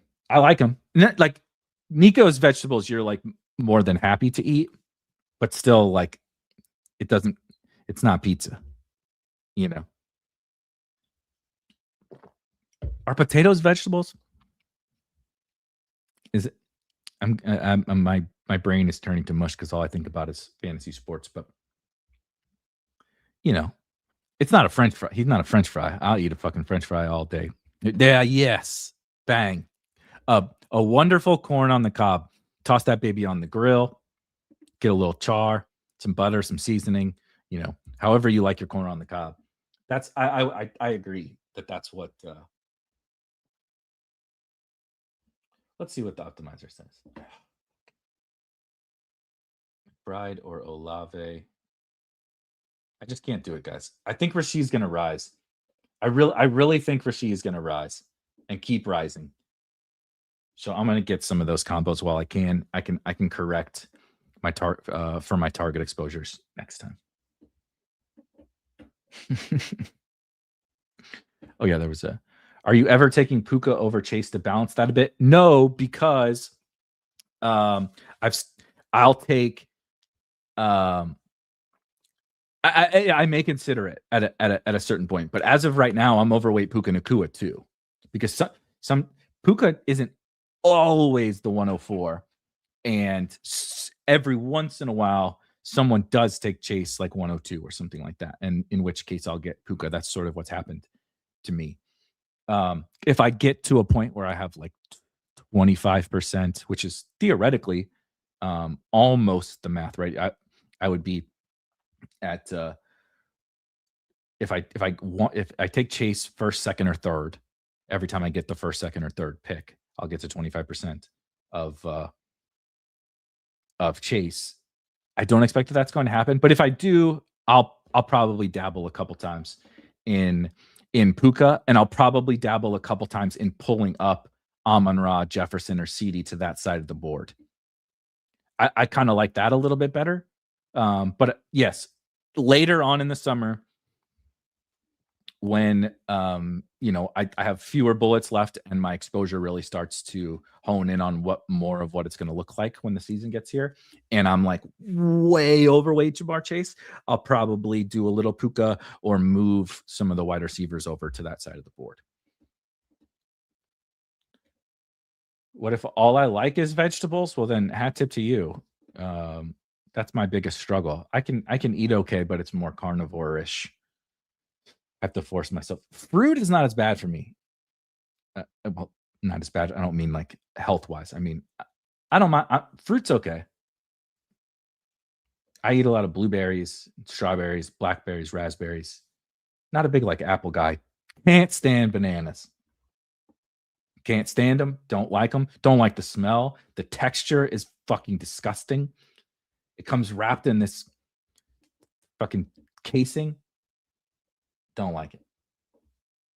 Okay, I got a lot of Loveland with these guys. Yeah, let's take our David Montgomery vegetables. How about that? Since we just talked about him. He is David Montgomery, ironically, even though I don't like him, fits sort of how I'm drafting quite a bit.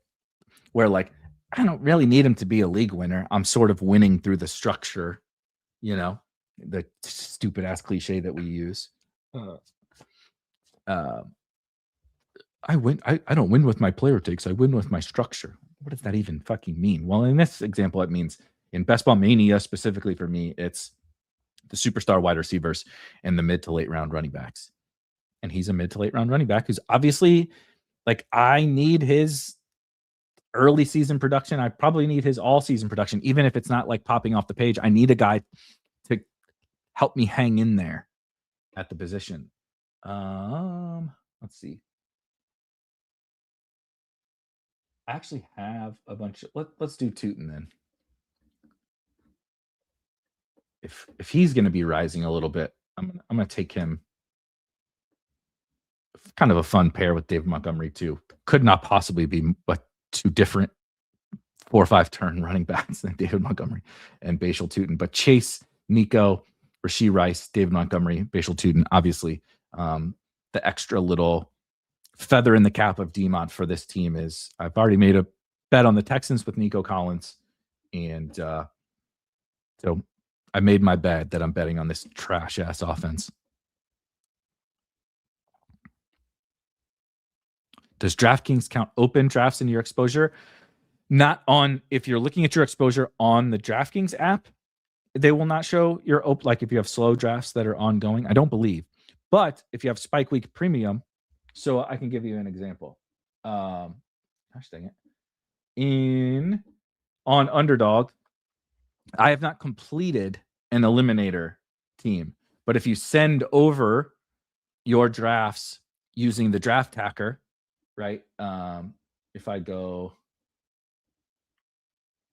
have Spike Week Premium, I have the draft hacker. If I go to my active drafts, you see, so I'm in slows. You see these eliminator slows over here. I can click to get lineups, it says, and it will send over the picks that I've made and my opponents have made thus far in these eliminators. So I haven't completed an eliminator yet, but it does count, right? So you see 20% Genty, 7% Gibbs. I've even taken, so I'm only got 30 drafts open, I think. But we've sort of solved that problem with the tools. Is James Conner draftable for you? I take him like 10 to 15% of the time on the assumption he's cut or traded to a team. I think that's fine. I think that Trey Benson is getting cut. So but a James Conner trade is possible. So it's fine. I no pushback. I'm not drafting him right now, but I think I have no real pushback on that. So if Pacheco was a fruit, he would be a banana. That's right. I know it's good for me. I just can't stomach it. But I guess maybe I could put it in a smoothie or something. I could probably handle that. But I don't even like. This is not. I'm gonna have to take Ray Davis again because this is not a wonderful start to my day. I'm trying to do this more, DB. Keep the flow moving. Let's do Burrow. Oh shit, hold on. 100% of my Chase Nico teams have Burrow. Okay, maybe I don't want to do that. Well, then I guess we're doing old Parker again. I think because my target, what's my target on Parker? 25. Okay, I'm too high. Maybe I shouldn't have taken Parker there. I'm a little overweight what I want to be on Parker Washington. Now, but I am kind of happy to push Burrow and see, because you can push Burrow sometimes if there's a guy there, like if you like Parker Washington, or say you liked Ramondre or Warren or Lemon or whatever. If you don't get Burrow at pick 75, it's fine. But there's not a ton of reason for the 101 or 102 to take Burrow, because they almost assuredly don't have T. Higgins. And so if they take unstacked Burrow, fine. That's fine.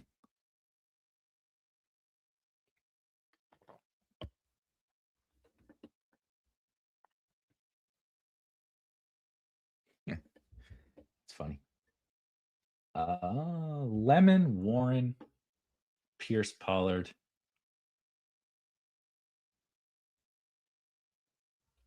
We'll do Mekhi Lemon.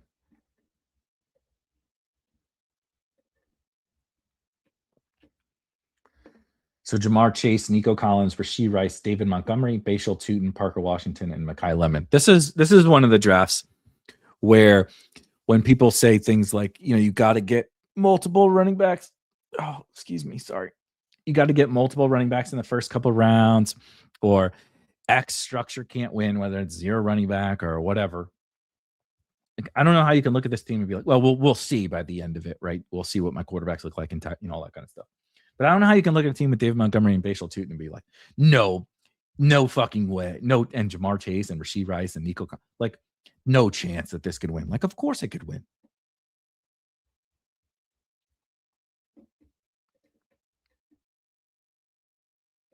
That is very Midwest.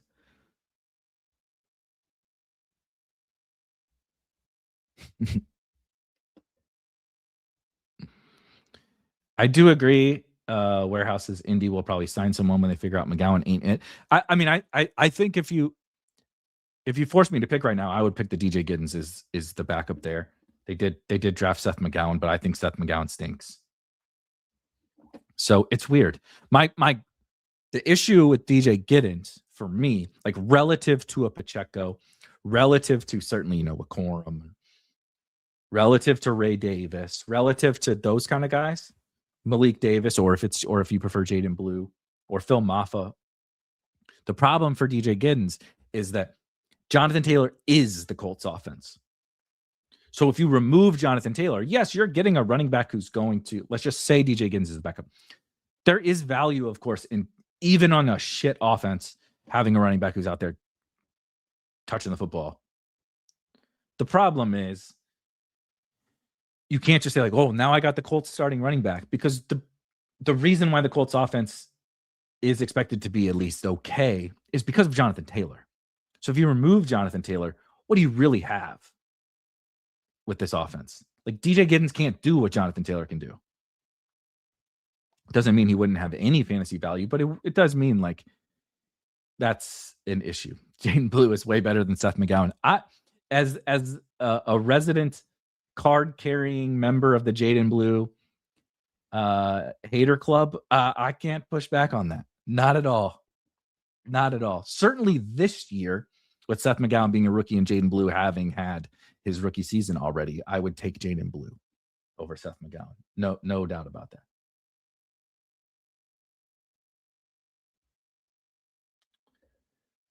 Guess we're doing another Trevor Lawrence team. Do you care about flipping the board? Definitely. There's an X% of my teams where I want to try to do stuff like that.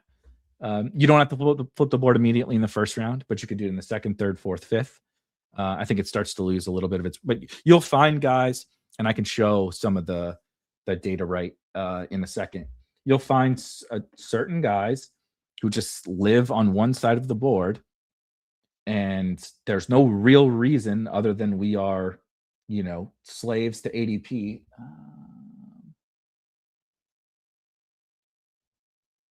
How about? No, let's just take Dart. I need a tight end so we can target likely. We can target likely here.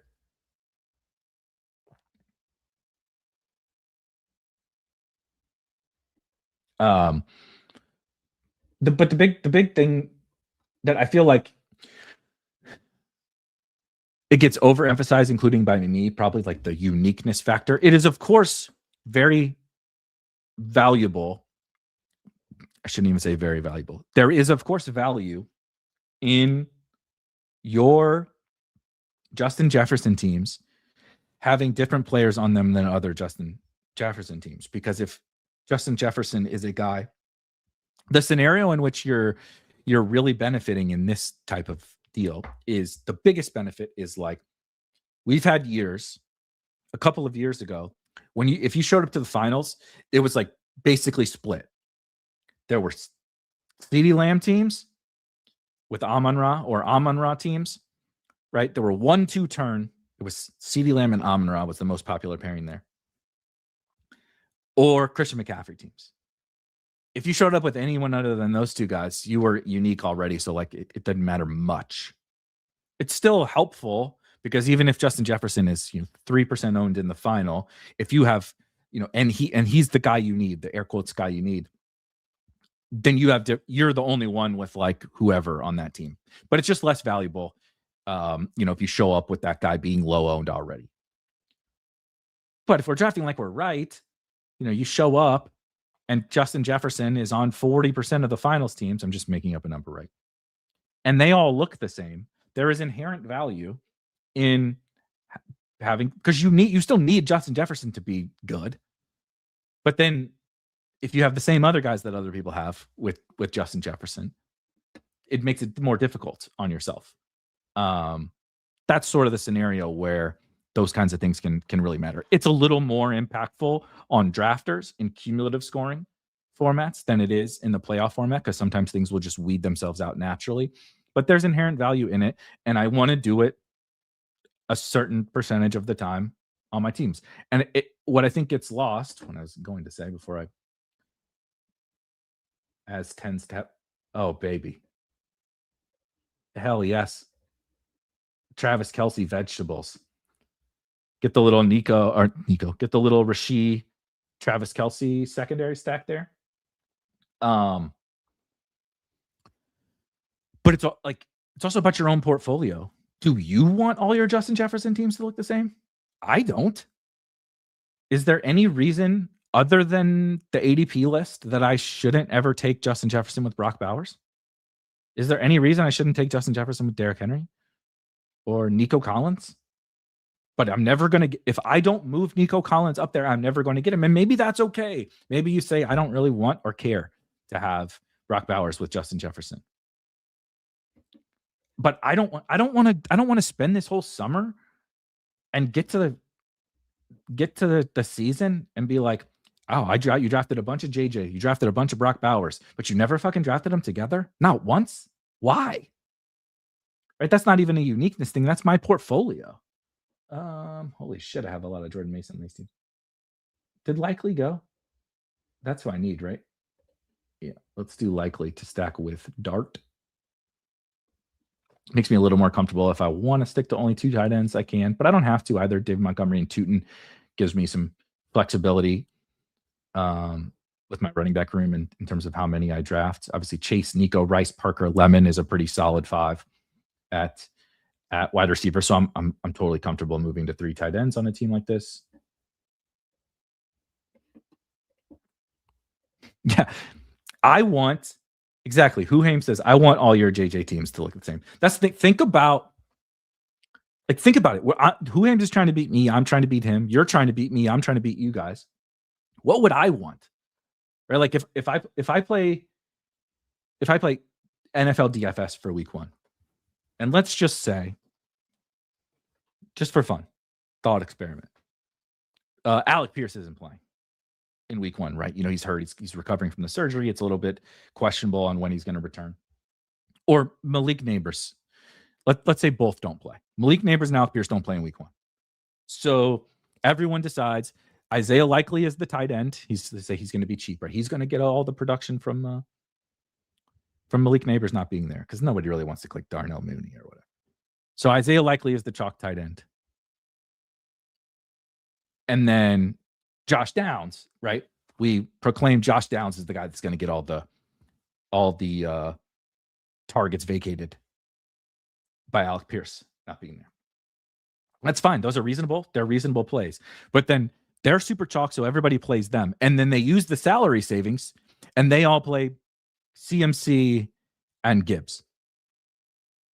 So now you only get 8 spots to play players. And 4 of them are all paired together on the same team. I want that because I know exactly what I need to do to beat you. Right? So I want to think about the things that my opponents would want for me. It's like, okay, he's drafting a bunch of Justin Jefferson. If he's right, what I want is all of his Justin Jefferson teams to look the same. Because then the impact of the Justin, if Justin Jefferson hits, he's also still really beholden to another small subset of, he doesn't have all the other guys with Justin Jefferson. He's only got 3 or 4 of those different guys with Justin Jefferson. Let's see. I hate that. I'm not taking Pacheco. I'm not taking Woody Marks. So let's do Jalen Naylor. It's tight end looking like.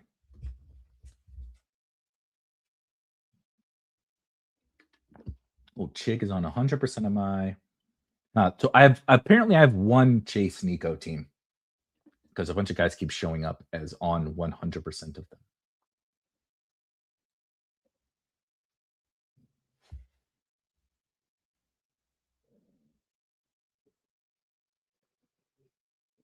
I actually have taken a lot of these tight ends already on teams like this. What's the optimizer say? Denzel Boston is who the optimizer says. Boston, Trey Tucker, Antonio Williams, Jonah Coleman. My target rate is 2. I'm at 3. Sharps, my target rate is 4. I'm at 3. So not a lot of amazing options here. I could bring Brenton Strange along for the ride. Let's bring Brenton Strange along. Obviously, I have Lawrence and Parker and Tootin, so we'll just load up on some Jags. Now we got to probably start hammering some running backs.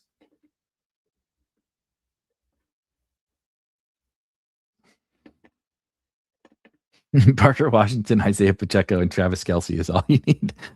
That's great. Do you like the team in the 2-hole? Let's see. Sultan, how do you say it? Sultan Mirza? Gibbs, Pickens, Love, Loveland, J-Mo, Ramondre, Burrow. So we'll get to it. Downs, Goff, Concepcion, Higgins, Goddard, Stroud.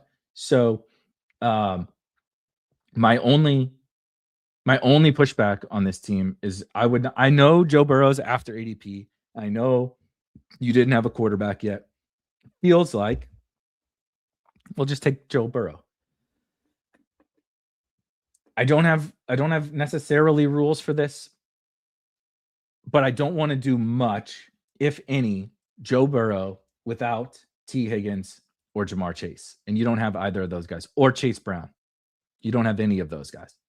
I don't really like to stack him with Chase Brown either, but I can get behind it. So honestly, the rest of the team looks good to me. I can nitpick, some things that I just have different preferences than you do. But I think structurally and everything you did in this draft is great. I would not, on this team, especially, like, you set up the line stack. You had you just take Dak, right? Dak is more valuable to this team when you have George Pickens on it than Joe Burrow is. Caleb was already gone, so you couldn't do that. But you're setting up the Goff stack. So you're going to be taking Goff, like around when you did. So I would just take Dak or pass. Take Lemon, or if you like Pierce or whatever, I would do that.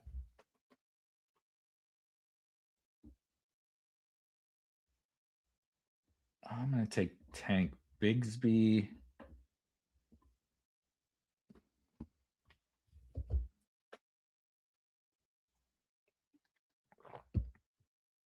There goes Brian Robinson.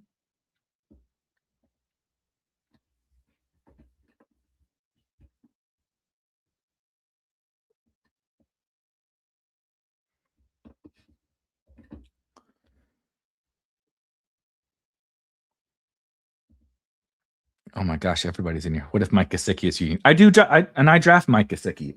It's just hard to imagine Burrow, Mike Gesicki is the stack you need. You know what I mean? Well, we got this KC stack. Let's get the Trey Harris bring back because, of course, let's play the hits. Let's play the hits. So that's fifth. So we got 3 more rounds to go and 3 more running backs to take. What if Andre Yoshivas is who you need? About to learn Mitchell Tinsley. Brother, I know Mitchell Tinsley. One of the funniest weeks of betting last year was he had 10 targets in the one game that T was out. I think T was out. And Tinsley, by the way, about to turn 27. Oh, he's from Lee's Summit? I didn't know he's from Lee's Summit, Missouri. He's from Hutch. He went to Hutch. JUCO. Interesting. Anyway, let's find it. 9 targets. We bet. I do a betting, we call it the blueprint, every single week during the regular season because I'm obviously betting lots of sports and stuff. And we bet like every over imaginable on Mitchell Tinsley and the Sklansky Bucks from this 9 target game in which he did not go over any of his props was certainly something. That was a miserable sweat. 8 catches on 24 targets. Yeah, it was a tough thing, but Joe Burrow likes Mitchell Tinsley. So that's about the only feather in the cap of old Mr. Tinsley. The 5. Oh, B Ziggs is in the 5 spot. JSN, Bowers, Zay, Evans, love it. Bucky, Jaden Daniels, okay. Tony Pollard, Blake Corum, Jonathan Brooks, Wandale, Shakir, Sam Darnold with JSN, nice. Juwan with Bowers, nice. Algier, Mendoza, okay. I dig it. A lot of 3 QB lovers, but I dig it. Is the 10 hole still cooking? Not my team for the record, but CD, Hampton, T, Ladd, Lamar, Tyson, Dak, Kraft, Kittle. Oh, baby. Dobbins, Ferg. Okay. Travis Hunter. Jonah Coleman, Ryan Flanoy, Alvin Kamara. Looks good. Looks good to me.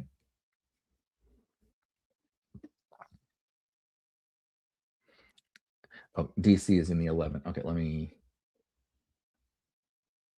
Mental health hack. Ray Davis.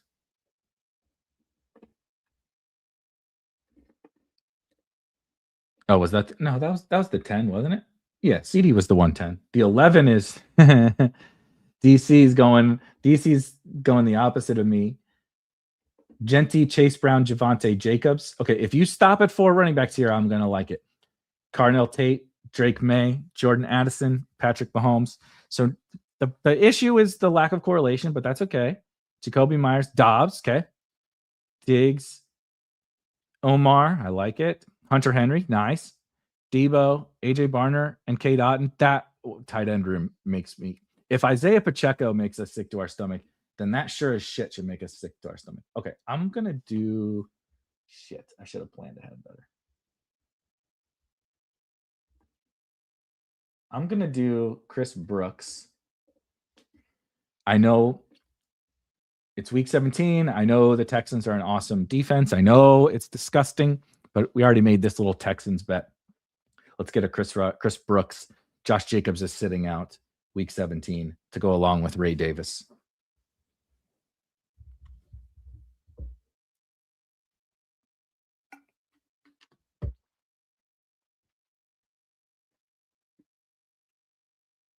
We got one more running back selection to make. So Jamar Chase, Nico, Rashee Rice, David Montgomery, and Bashal Tootin, our little, Hawkeye type build. For those of you that are new here, last year we coined the weak hero running back.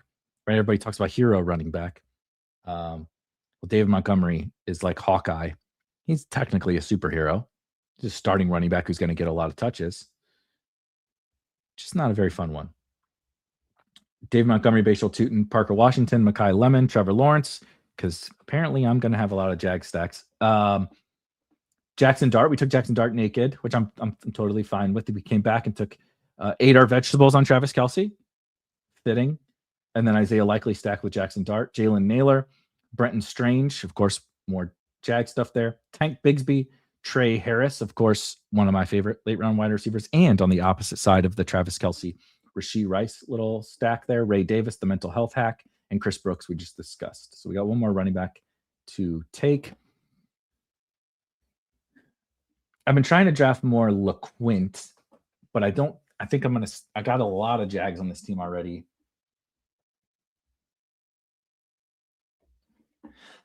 I know what the real answer is here.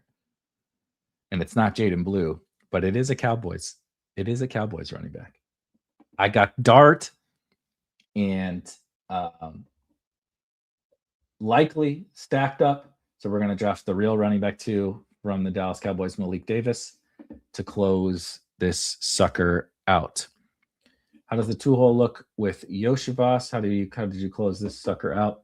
Jeremy, Tank, Yoshi, Justice Hill. I think you have, Justice Hill. Look, nothing quite says I'm going to win Best Ball Mania like Joe Burrow to Yoshivas with Justice Hill as the bring back. But you did a good job backstacking it.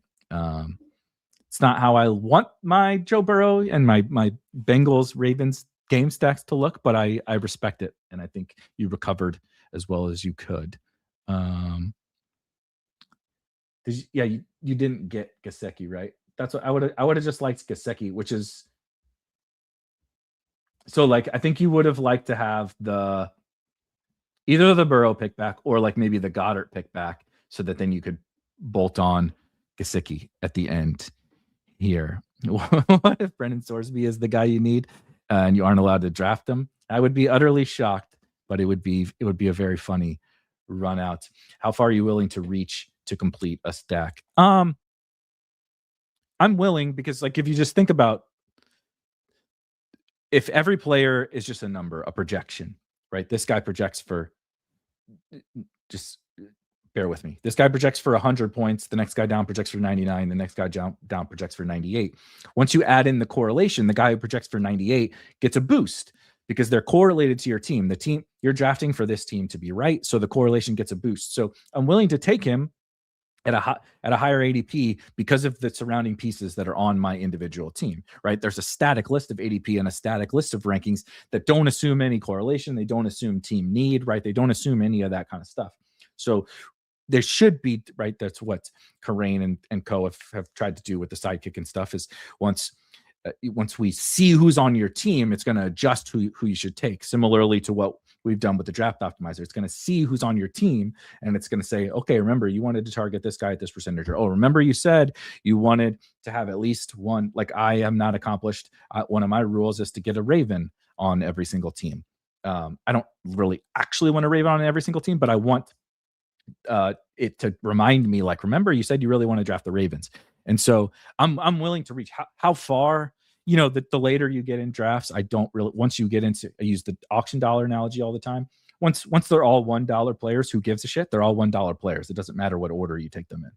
But I don't really want to leap tiers. I don't want to leap over, guys who just are more highly projected. I don't want to leap to a spot where I'm drafting much worse versions of teams. If I take one guy one round early, it's not that big of a deal, but I don't want to, I basically want to factor in these 4 or 5 different things on how far I'll reach, depending upon the team, depending upon the price, depending upon how other teams look with those players on it, et cetera, et cetera, et cetera. All right. That is going to wrap it up for us today. We'll be back tomorrow. If you guys could hit the thumbs up really quickly before you leave, super duper helpful. If you want to use the draft optimizer and draft IQ and all the different stuff you see on our shows, you can get access to that with Spike Week Premium. You heard the ad earlier, and there is a link in the description. If you have any questions or you have your own vegetable players, by all means, please drop them in the comments. If you hate Isiah Pacheco as much as the rest of us do, also drop that in the comments. And last thing is that it is Wednesday, and thus in the Spike Week Discord, we have our weekly lab. It starts at 6 p.m. Eastern. If you want to come join and hang out in the conversation with all the fellow Spike Week sickos, we're in there talking shop, talking about whatever is important and relevant news, draft strategies, everything in the lab on Wednesdays. But I will see you guys tomorrow, same bat time, same bat channel, 11 a.m. Eastern, here to, of course, draft some more best ball teams. Have a good Wednesday. I'll see you tomorrow. Peace.